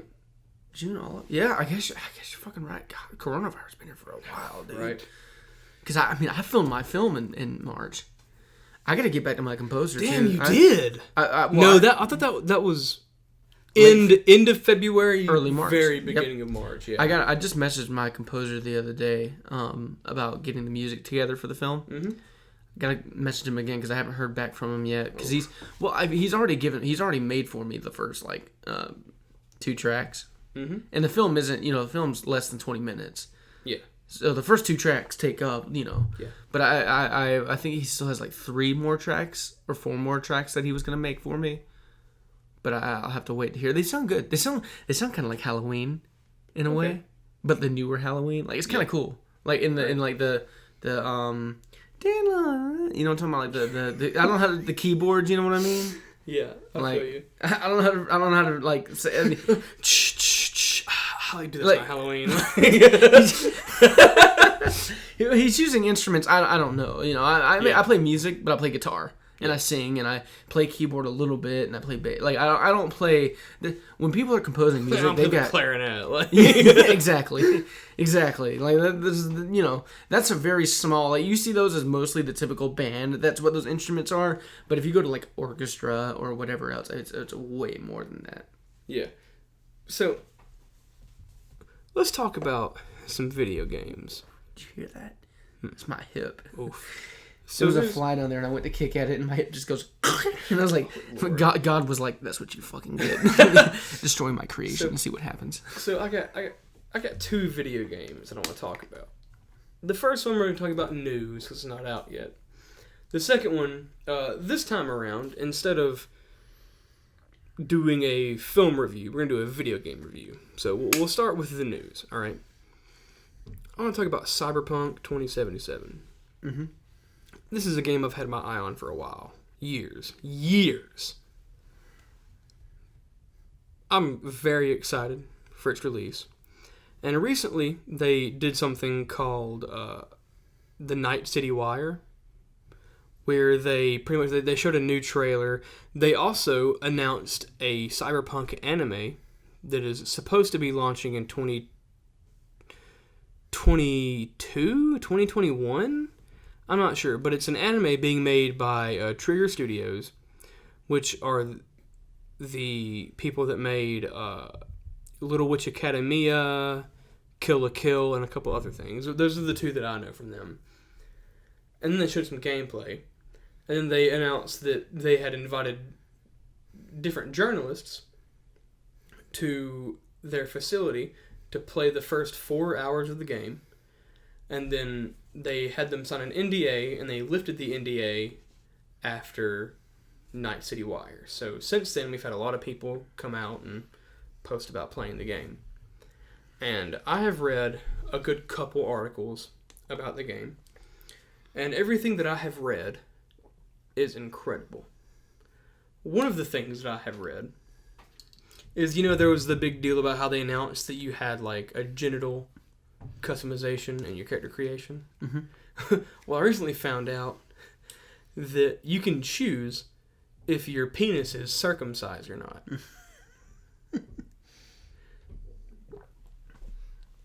Do you ever get to see it? Do you There's a lot of sex scenes in the game. I don't know if you get to see your dick. I guess my question is what change would that have to the story? Probably not. Probably street cred. Your penis is circumcised. Street kid. This dude's got foreskin. No. Plus 5 street cred. Yeah, just imagine like you got that circumcised penis, bitch boy. You know what I mean? It wasn't my decision. My mom did it. So from what I've read, the game seems pretty neat. My mom made it happen. The game seems to have a progression system that is both relevant to Skyrim and Fallout. Like, you have stats like strength, intelligence, and cool. And then you have skills like stealth, rifles, pistols, melee, stuff like that. And one article that I read, the example they gave, I thought was pretty neat, right? It's like, stealth is a skill that has to do with your cool stat. But the more you sneak, the higher your stealth goes. Like in Skyrim. But your stealth can't go higher than your cool. So if your cool stat is 6, your stealth can't get to a 7 until you increase your cool. And I think that's pretty neat. Very interested in trying out all the different things you can do. I already have a couple different ideas. A couple different ideas for characters that I want to play. And I'm really looking forward to that game. I think it'll be a fun romp. And I'm sure when that game comes out, we'll do a review of that game afterwards as well. Yeah, we'll sure. Definitely do a review of for that sure game when it comes out. Okay. But anyway, our review for the night is a recent release. It's been out... Look, we normally do... Probably, let's see, it's about 9 days, I think. I like the idea... Currently? ...of ending our podcast. I think we've ended the last 2 podcasts with reviews. I think so. I could be mistaken. But I think you're right. The last one we may not have. I can't remember. No, we did Wrinkles the Clown? Yes, we did the you're documentary right. last time. I like the idea of every time we end the podcast doing the different reviews. Yeah. Typically, I like to make it movies because that's something that we're both passionate about. Mm-hmm. But I know we both like video games, and you're definitely more passionate about video games than I am. Love video games. But that doesn't keep me from being able to be super appreciative of video games and loving video games. I play video games all the time. So I don't mind. I definitely want us to keep it generally being films, but I don't mind deviating every now and again to talk about a video game. You know, especially one that's as cinematic as The Last of Us. I mean, The Last of Us Part 2. Something else, yeah. Part 2. So our review for the night is The Last of Us Part 2. Mm-hmm. And real quick, let's talk about... Okay, spoiler alert, if you want to... If you're listening to this... Full spoiler review. Yeah, if you're listening to this and you don't want anything spoiled... This is the end of the video, so the end of the podcast. We will timestamp somewhere to skip to give you our final number review. Sure. But apart from that, if you don't want to know our opinion on The Last of Us and you don't want spoilers, you should probably go ahead and cut out now. Yeah. But the game, real quick before we get into the review, I thought it was a good game. I loved it. The story is I think 5 years after the first Last of Us, and Ellie, she's all grown up. She's 19. She's almost a 20-year-old, and it's like the game starts, and you play as Joel. And Joel kind of explains to Tommy that... The ending of the first one. He tells Tommy what he did at the end of the first Last of Us game. Mm-hmm. And then he goes and he visits Ellie and he gives her a guitar and he's like, hey, tomorrow we'll start lessons on the guitar, yada, yada, yada. And she tells her he wants to teach her. He's like, I promised you I'd teach you guitar, tomorrow we'll start. So, real quick, one thing... one of the musicians featured in the Last of Us is a musician I'm a large fan of. His name is Sean James. Oh yeah. Mm-hmm. His one of his more known songs was actually the song featured in the first trailer for the game. It is in the game itself, and he also wrote an original song specifically for the game that is called Ellie's Song. When did it show up in the game? In credits, I'm pretty sure. Was it? Okay, yeah, you're right. It was there. Yeah. So anyway, when you start playing as Ellie, it's years after Joel gives her the guitar, and by now, like I said, she's 19, and you hear from people that something happened the night before the game started, and there's a character named Jesse who has recently broken up with his girlfriend, and in the night before, his girlfriend named Dina kissed Ellie, and then there was a big hoo-ha. A big hoo-ha about this, some guy trying to make trouble, and something happened with Joel, and people keep asking Ellie if her and Joel are cool. Mm-hmm. And she's like, yeah, don't worry about it. So then she goes out on patrol, and with Dina. Yeah. We're just giving you like the intro. We're not going to go through the whole game. Yeah, I'm not going to explain the whole story to you. Just kind of the opening. I'm kind of getting to the catalyst. Yeah. So, one of the characters that goes out with you, Jesse, who was recently broken up with Dina, his job on the patrol was to meet up with Joel and Tommy and relieve them from duty. Well, he couldn't find them. So he goes and he finds Ellie and Dina, and then they all split up to find Joel. Well, then you play as a new character, a girl named Abby. Abby is near the settlement that you're living in with a group of people, and you don't know what they're doing there. You know, they're looking for someone. Yeah, and then you are attacked by a horde of infected. As Abby. Yeah, as Abby. And Joel and Tommy save you, and then she's like, hey, my people are living here, let's go there and wait out the horde. So you do. You get there, and then you find out that the reason her and her friends are there are to find and kill Joel. You guys introduced yourselves, and then Joel's looking around and he's like, you guys act like you've heard of us. And then Abby's like, that's because they have, and she shoots Joel in the leg with a shotgun. Oh yeah, Joel, the killing wound. Yeah, that's a kill shot.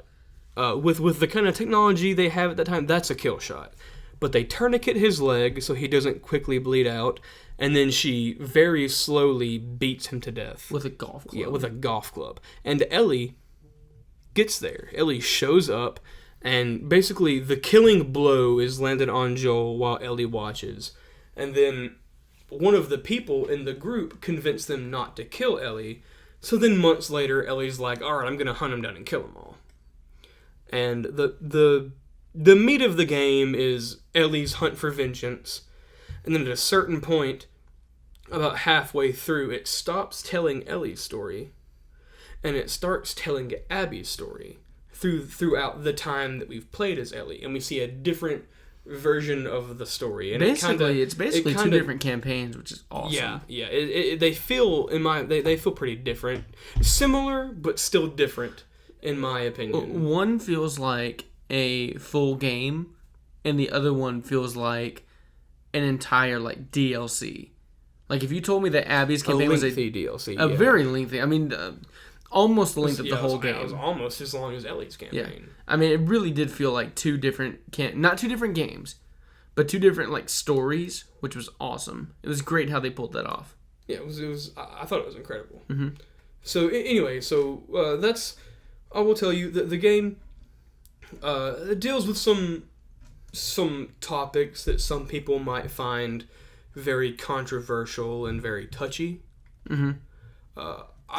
For sure. I thought those controversial and touchy subjects were still handled quite well, maturely, quite carefully. I think maturely is a good way. That's a good way to put it. Yeah. So without further ado, we're gonna dive into the things that we use. Yeah. But we've removed a few things from our typical film scale and added a few things to account for the fact that it is a video. But game. we're still gonna find the average and determine our general score for the whole thing. Yeah, that's still how we're gonna do it. So all of these are rated 1 out of 10. Mm-hmm. So whatever the final thing is, it will not exceed 10. We're gonna start the categories that we're going to rate are gameplay, customization, lighting, direction, writing, plot line, character development, pacing, story structure, meaning behind the story, diversity, the Bechdel test, and the sound. I think we should add one to it. What do you think? And that's replayability. Okay. All right. So starting at the beginning with gameplay.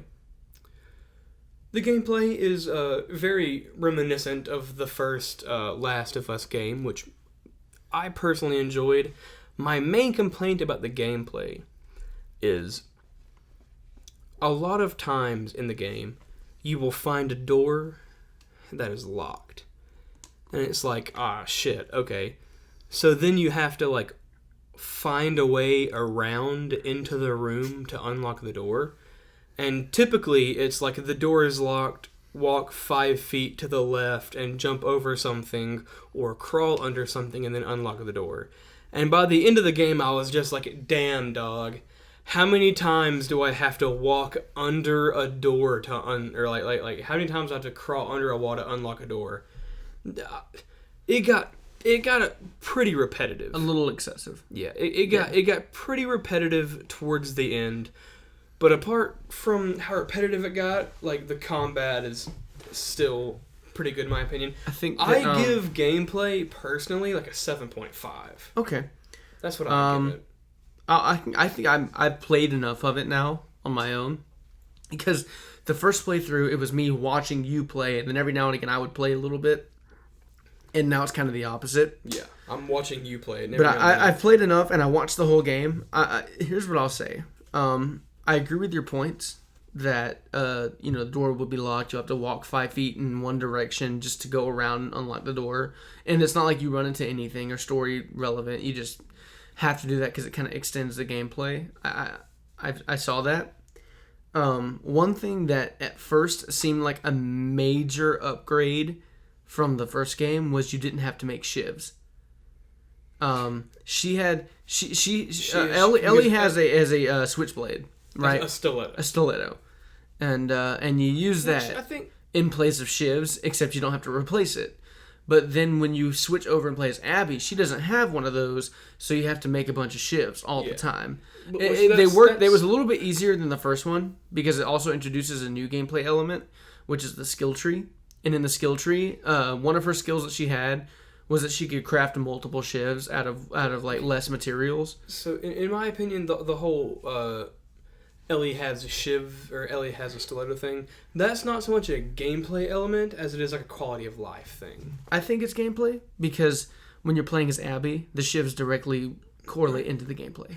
That's true. Okay, as Abby, yes, but as Ellie, it's not so much a gameplay thing that you have the knife as it is like an upgrade in just like quality of life. Well, I guess what I'm saying is at first, I think quality of life is the correct term. I guess what I'm saying is throughout the first game, when you're playing as Joel, you have you have to make shivs all the time. Yeah, and then for a very brief section of the game, you play as Ellie and you don't. Because you have the stiletto. This game. At first, it felt like they weren't going to have us making shivs, and I was very happy about that. Until you play as Abby, and then you have to make shivs for like half of the game. Which it's like not quite half the game, but it's close enough to half over the game. A third. It's like I would say it's like 55-45. Sure. And another thing was the dodge button and mechanic that they had for the game. Okay. So I've played a lot of video games. I've played so many video games. This is probably the first video game that I've played where L1 is the dodge button. For you Xbox players, that's L2. LB. Left bumper. Yep. That's the dodge button? Why the fuck is that the dodge button? I hated that as a dodge button. It never got me killed, but it was very inconvenient. I didn't like that. I don't mind it as much personally. I really don't. So I don't have a big problem with it, but I know you did. So you gave it a 7.5, you said? I give gameplay a 7.5. After how repetitive it got, because even in the combat, like the combat is fun, yeah. But it's every combat is the same. It's you sneak until you get caught and then you fight. That's every if that's how you want to play it. Encounter. If that's how you want to play it, which it is, in my opinion, that's how you should play it. Because like, if you have a shootout every encounter, ammo will run low. Yeah. So I prefer to kill as many as I can through stealth, and then when I'm caught, I'll shoot my way out. And they do implement elements that make it a little harder, because in this game there are dogs. People have hounds that can sniff you out once they like find out that someone might be there. Not as big a problem as I thought it was going to be. Yeah. They showed it in the Last of Us State of Play, and like I thought it was going to be like a big deal. It's not that big a deal. And I guess to add on to it, in the gameplay, the introduction of a bunch of new creatures. There were a couple. There were like 3 new creatures that we... 3 new creatures. That we were introduced to. Unless I missed something. There were only 3. Yeah. I thought, granted, one of those new creatures is probably my favorite video game zombie. Oh, dude. And I'll tell you what it's called, but I won't explain it to you because if somebody's listening to this that hasn't played the game and plans on it, I don't want to spoil it for you. Maybe in a later podcast we'll talk about this game again. We'll talk more detail. But there is a boss in the game called the Rat King. And that zombie is fucking cool. I thought it was cool as fuck. Wild.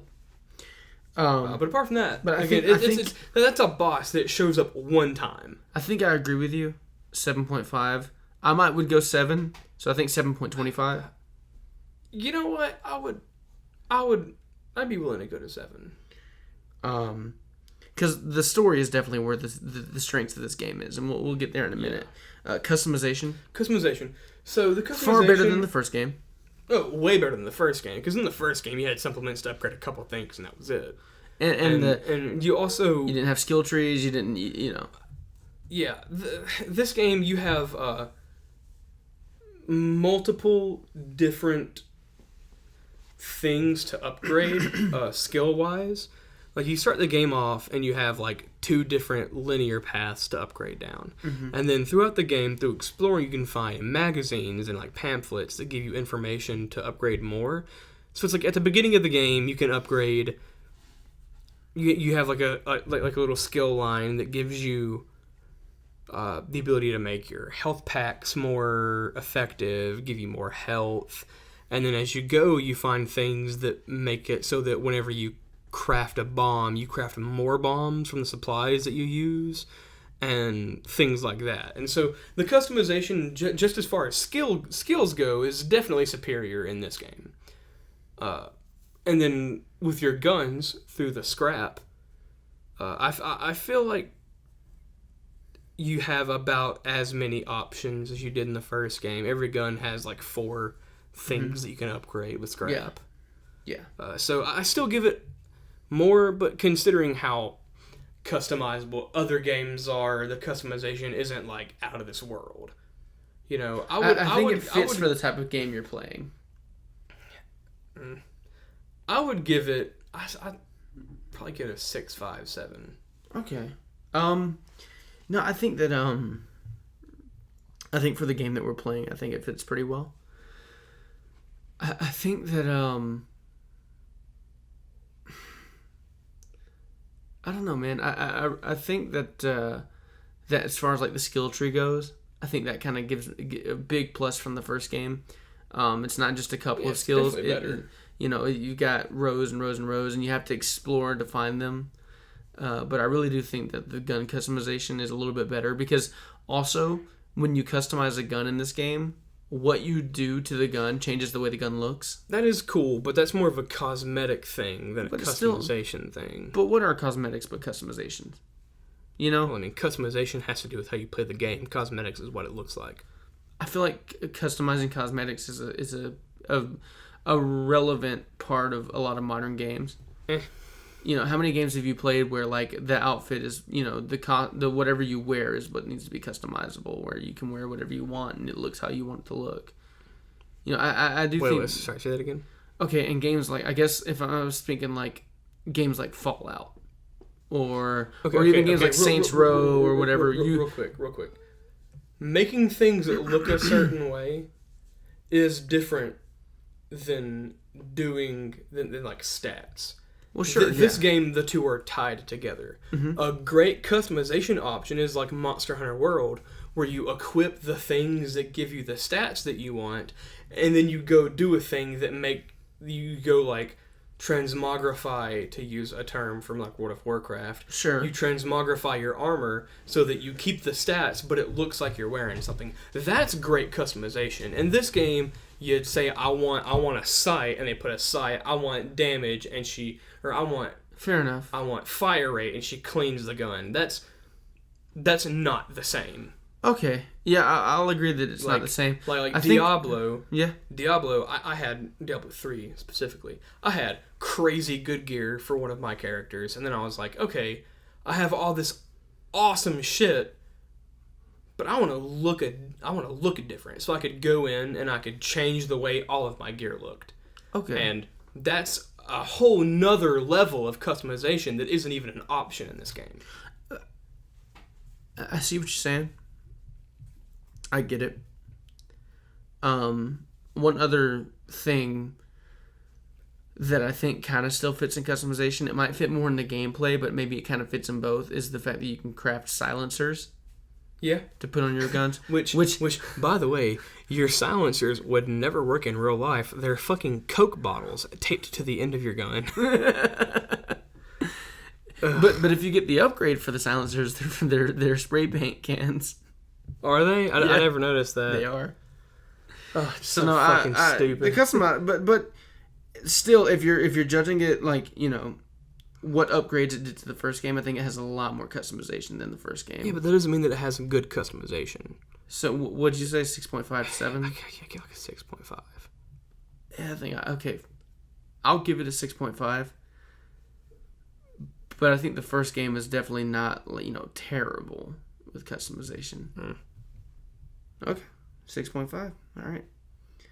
Lighting. I think the lighting was pretty good. Yeah, kind of just good lighting all around. Yeah, all around there wasn't like there was never like a Battle of Winterfell case where I couldn't see what was going on, and there was never a case where like it was blown out. The lighting throughout the whole game is good. Yeah. Like it's never too dark, never too bright. I give it a 8 or a 9. I think during the cutscenes, you know, specifically, I think the lighting was very cinematic. You know, we had different kind, you know, split lighting, Rembrandts. You know, we had all different kind of lighting styles. During the actual gameplay, you know, it's lighting through the game, but during the cutscene specifically, you know, the cinematics, I think the lighting could be, you know, it was really great. You know, we had different styles of lighting depending on the mood. It really was made and designed, you know, by artists to help tell the story. So what would you say? Would you say an 8? 8 or a 9. 8 or a 9. I would give it an 8.5 to a 9. So I mean, I'm down with going 8.5. I'll go 8.5. Yeah. And then direction. I think the directing in this game was something else, dude. Oh yeah, dude. Something else. Sucks. You know, the guy that directed the game talked about how like the day that the big Last of Us 2 leak happened was one of like the worst days of his life. Damn. And that's rough, but that doesn't change the fact that this dude was a great director. The performances that he got out of these people and the visual story style that he tried to tell was out of this world. Yeah. I would give the direction a 9.5. A 9.5? I think that the direction was very well done. Again, the way he directed his actors, specifically because, you know, they're trying to get a good performance. If you ever watched the behind the scenes footage of them getting this motion capture stuff, they're sitting there holding like PVC pipes and like touching things that aren't actually in the game. Like nothing looks like they're wearing like and in some black suits with balls on them. Yeah, and in some cinematics, like you have a gun and they have nothing. They just have to hold their hand as if a gun's there. Yeah, I think that yeah, no, for real. And he has to get those kind. Granted, the actors in this game are phenomenal, but he's having to pull those performances out to the best of their abilities, and he definitely succeeds in that. Yes. And each of these cinematics was shot that way. There was no cinematic that was just done on the computer. They had people motion capturing, and he's directing them with their vocal recordings, with their vocal performances. The way that they stand and move, I mean, all of that's being captured. The only difference, and it's being captured by cameras. The only difference is it's being translated digitally into a game using 3D graphics. You know, it's not the same, but it is in a weird way. Kind of like how they did the Polar Express and things like that. Just motion capture.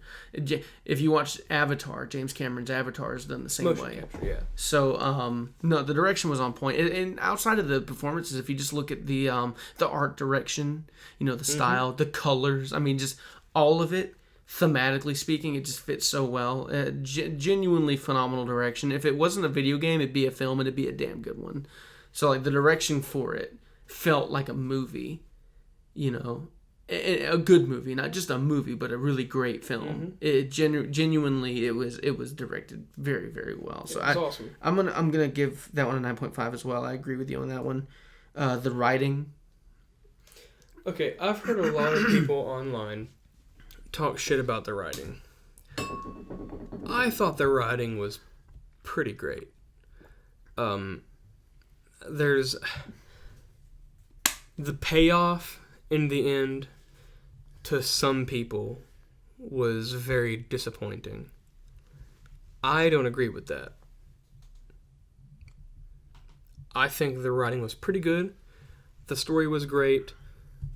They do a good job of like demonizing someone, demonizing certain people and humanizing others while not demonizing some. It's hard to explain without getting into the nitty gritty. I think what you're trying to say is that they do a really great job of making characters that aren't one way or the other, good versus bad. Yeah, they do a good job of showing both sides of a character's decision. The hard they choices show the good that and the bad of everything you do. The hard choices you'd have to make in a post-apocalyptic zombie survival scenario. Like, God forbid my video game about surviving in a post-apocalyptic time actually show the horrors of living in a post-apocalyptic time.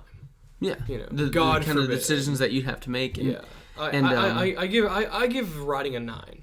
Yeah, I think that the way that they fleshed out the characters that we already knew, and then the way that they, even through flashbacks, we said that Joel dies in the beginning of the game. Yeah.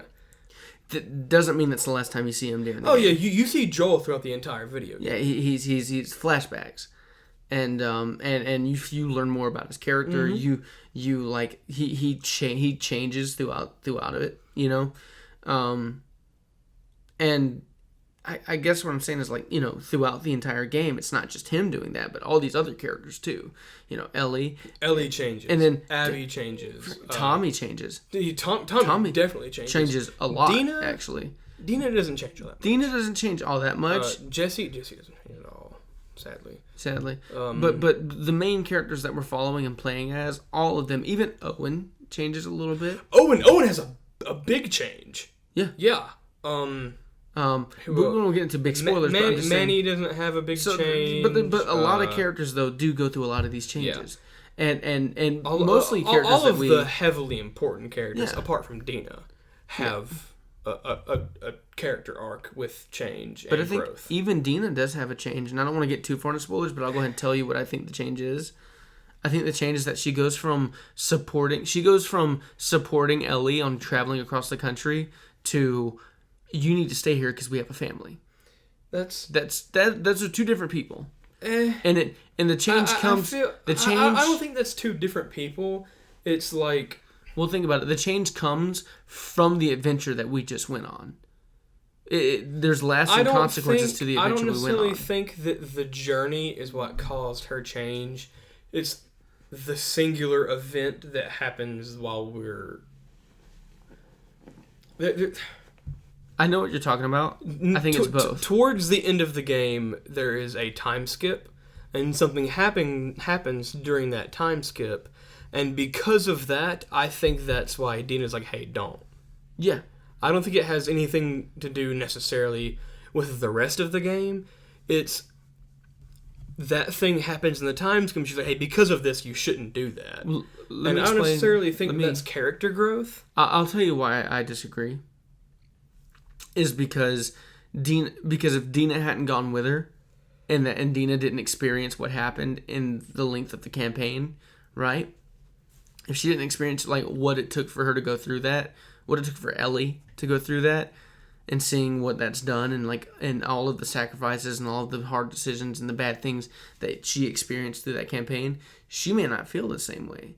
I think that a lot of it came from. Well, hold on. I think that a lot of the reason why she feels the way that she does about it, aside from the one singular thing that happens, I think a lot of the reason that she doesn't want her to go is because she knows the horrors, and she knows the horrors that are out there, and she knows what Ellie is going to go to. She's seen where Ellie will go to get what she wants, as far as, revenge. She has seen what Ellie will go, what she'll go through to get there, and she doesn't want her to go through that, especially when she's already made a commitment to somebody else, something else. Yeah, I disagree. Fair enough. Couldn't disagree more, actually. I think in my personal opinion, I just think you're wrong. Fair enough. I disagree with you, but Yeah, But either way, we're on writing. Yeah. Which I still give a 9. Dina or no Dina, I give the writing a 9. I agree. Plot line. 9. I feel like plotline and writing really just kind of go hand in hand. Yeah. But I'll give it a 9, yeah. Character development. Again, I still think that's a 9.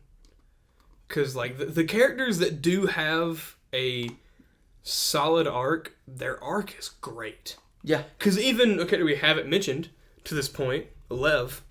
Oh, yeah. Lev and Yara. Yara, yeah. Great character arcs for both of those characters. Mm-hmm. I'm not saying every character has a great arc, but the important characters, minus Dina, do have great character arcs, in my opinion, and I give it a 9. I think I agree with you on that one. What about pacing? Okay. That's where it kind of drags a little bit. Sometimes, again, I talk about how the game gets repetitive. Because of that, sometimes the game can drag. But when you're not, I explore in games. This was my thing. I want to check everything out. If I'm not trying to check out everything, I'm sure we could have beat this game a good 10 hours faster than we did. I feel like if you just know exactly what to do and you just gun down the story, I feel like the pacing would be pretty great. But I didn't do that, so I can't for sure testify. So I give it a 7. I was going to get it a 7.5. I'm in the middle. 7.25. Is it story structure? I'd give it a 9. 9.5, maybe. I mean, just about everything that has to do with the story, I'd give a 9. Yeah. The more I think about it. Because no story is perfect that I've seen. Maybe God of War on the PS4. If we're talking about outside of... I have nothing bad to say about that game. Outside of video games and in the movies, fucking Blade Runner 2049, I mean, just... 9.5, not 10. I would have given that one a 10, dude. Anyway, a 9. I agree. Meaning behind the story. I give that like a 9.5 out of 10. Maybe a 10. Because, like, the story, whether you like the payoff or you like the story itself, there is a powerful meaning, I think, behind that game. And it's that no matter what goes wrong in your life, vengeance might not solve it. Vengeance sows more vengeance. Yeah. Hate sows hate. Yeah. Yeah. A friend of mine made fun of it by saying, revenge bad. That's what I got out of it. And I was like, well, maybe, but sometimes the most simplest messages are the messages that aren't getting across to people. And sometimes taking that simple message that isn't getting across to people and running with it and saying, no, this is actually a thing that we need to talk about.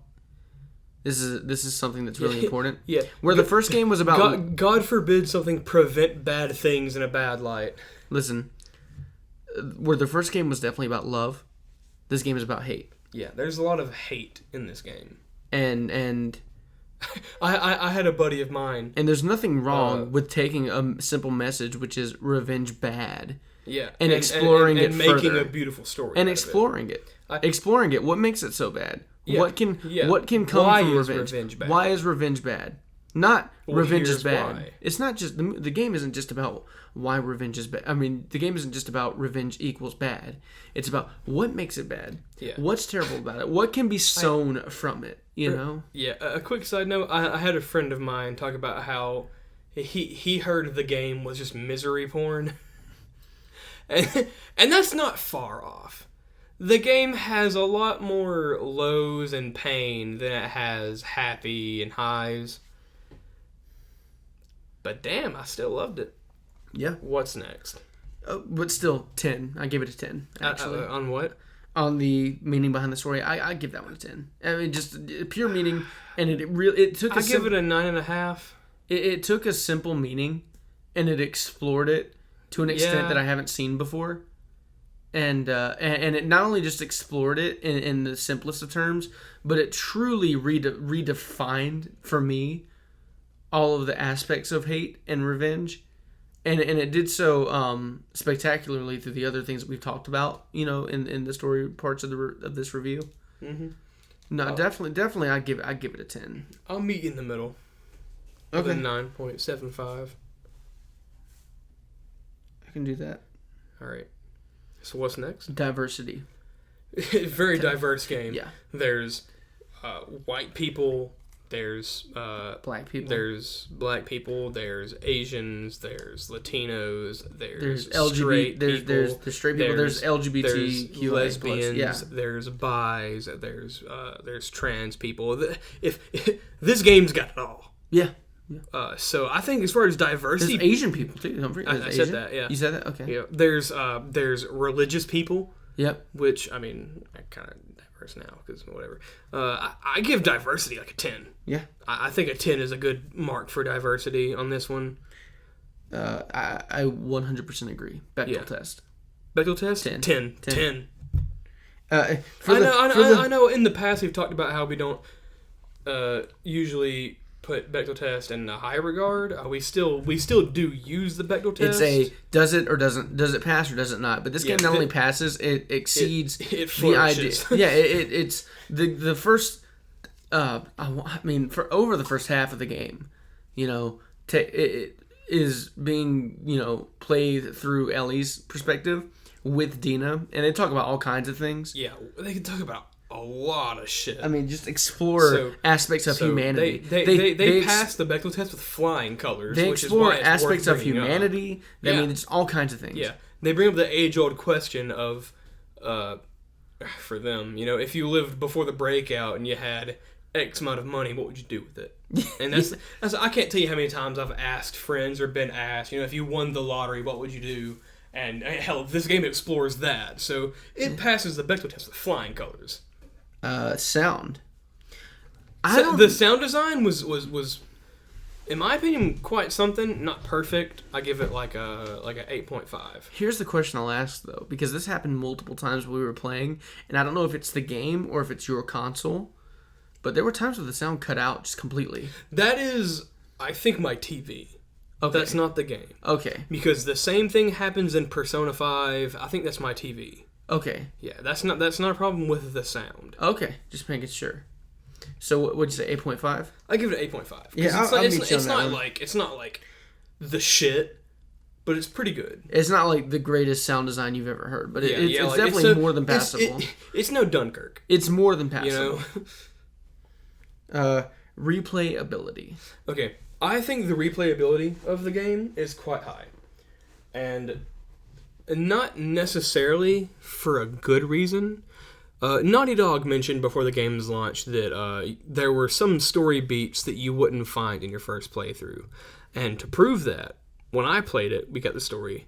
And when you started, you found a guitar randomly, and Ellie sang, what was it, Take On Me that she sang? Yeah. And that did not happen in my playthrough. And that was a story beat that we completely missed. Yeah. So I think it does have a good amount of replayability. There also is a new game plus. It doesn't have like a Dark Souls level replayability, I think. But it does have a good amount of replayability just to find everything, explore everything, and to find all the collectibles. I give replayability like a 7.5. And when you do New Game Plus, you also get you can keep all the weapons. Yeah, that's what and New everything. Game Plus is. Yeah.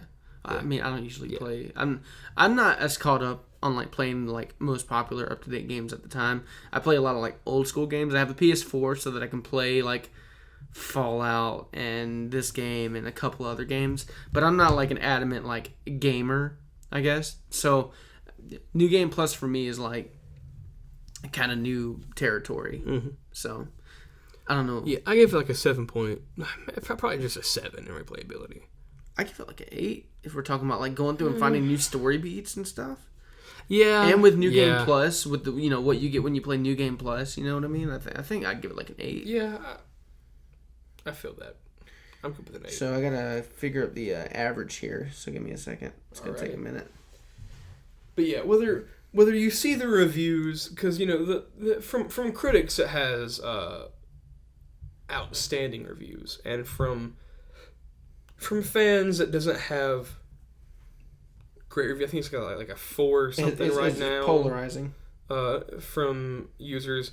A lot of the reviews that I've read have been just mad about what happens to Joel, which I understand that because it kind of sucks, because I love Joel. But whether you hate what happens to Joel or you love what happens to Joel, I still think the game is worth picking up and playing for yourself. Don't be a sheep and be like, oh, my friend says it's bad, it must be bad. Pick it up, play it for yourself, and make your own decision. That's I will always preach to not letting other people's opinion affect how you feel about something. For me, reviews are recommendations. Like if there's a game that I'm thinking about picking up for $60 and everybody gives it a bad review, I'll be like, maybe I'll wait for that to go on sale and then pick it up and decide. But if on launch it has like a 10 from your viewers and a 10 from fans, maybe I go ahead and I pick that up when it comes out and I give it a shot. But, yeah, it's definitely worth trying. All right, so I got it totaled up. All right, what do we got? It is an 8.64. I feel like that is a very fair review. Yeah, I think if I was going to put down a number that kind of represents how I personally feel about the game, I think I would go with an 8.75. But technically, I want to round it to an 8.6. Again, this is our conjoined opinion. Yes, absolutely. So, fair enough. So yeah. So again, so we give The Last of Us an 8.6. It's not bad. I mean, out of 10. That's a good grade. It's a good game. It's above average. It's not the perfect game. It's no God of War. I haven't played God of War. Oh God, it's so good. It's no God of War. It's no Red Dead Redemption 2. But it's incredible. I think it's amazing. It's definitely an experience that I am glad that I had. I would not want to live without it. Yeah, no, for real. I think that's a little dramatic of a statement. I would not want to live without it. Like if you put a gun in my head and was like, you can either... Yeah, it's like I blow your brains out, or you can play The Last of Us 2. I'd be like, dude, fuck that game. But like, it's a great game. Wait, what? If somebody was just like, you can play The Last of Us 2, or I can blow your brains out right now. I played The Last of Us 2. Yeah, you can. No, I'd be like, dude, fuck that game. So you can get your brains blown out. No, it's play the game or get your brains blown out. Right? Yeah. So you're choosing between playing the game and dying. I play the game. No, I'd You'd fuck rather that die? game. You'd rather die? No, I'd rather live. Okay, maybe I'm saying it wrong. Maybe it's like what the fuck are you talking about? Wait. Play the game and or die. No, or die. Okay. So if I don't play the game, I live. Wait. Luke, hear Okay, me out. Hear okay, me out. If I had to choose between playing this game and death, I would choose. Okay. Wait, playing the game and living. Sorry, if I had to choose between playing the game and living, I would choose to live. Dude, you're peeking the mic. Whatever. If I had to choose between Listen. playing the game and living the rest of my You life, fucking idiot. I would choose to live the rest of my fucking life. dumbass. Whatever. Anyway, No. theme song. No.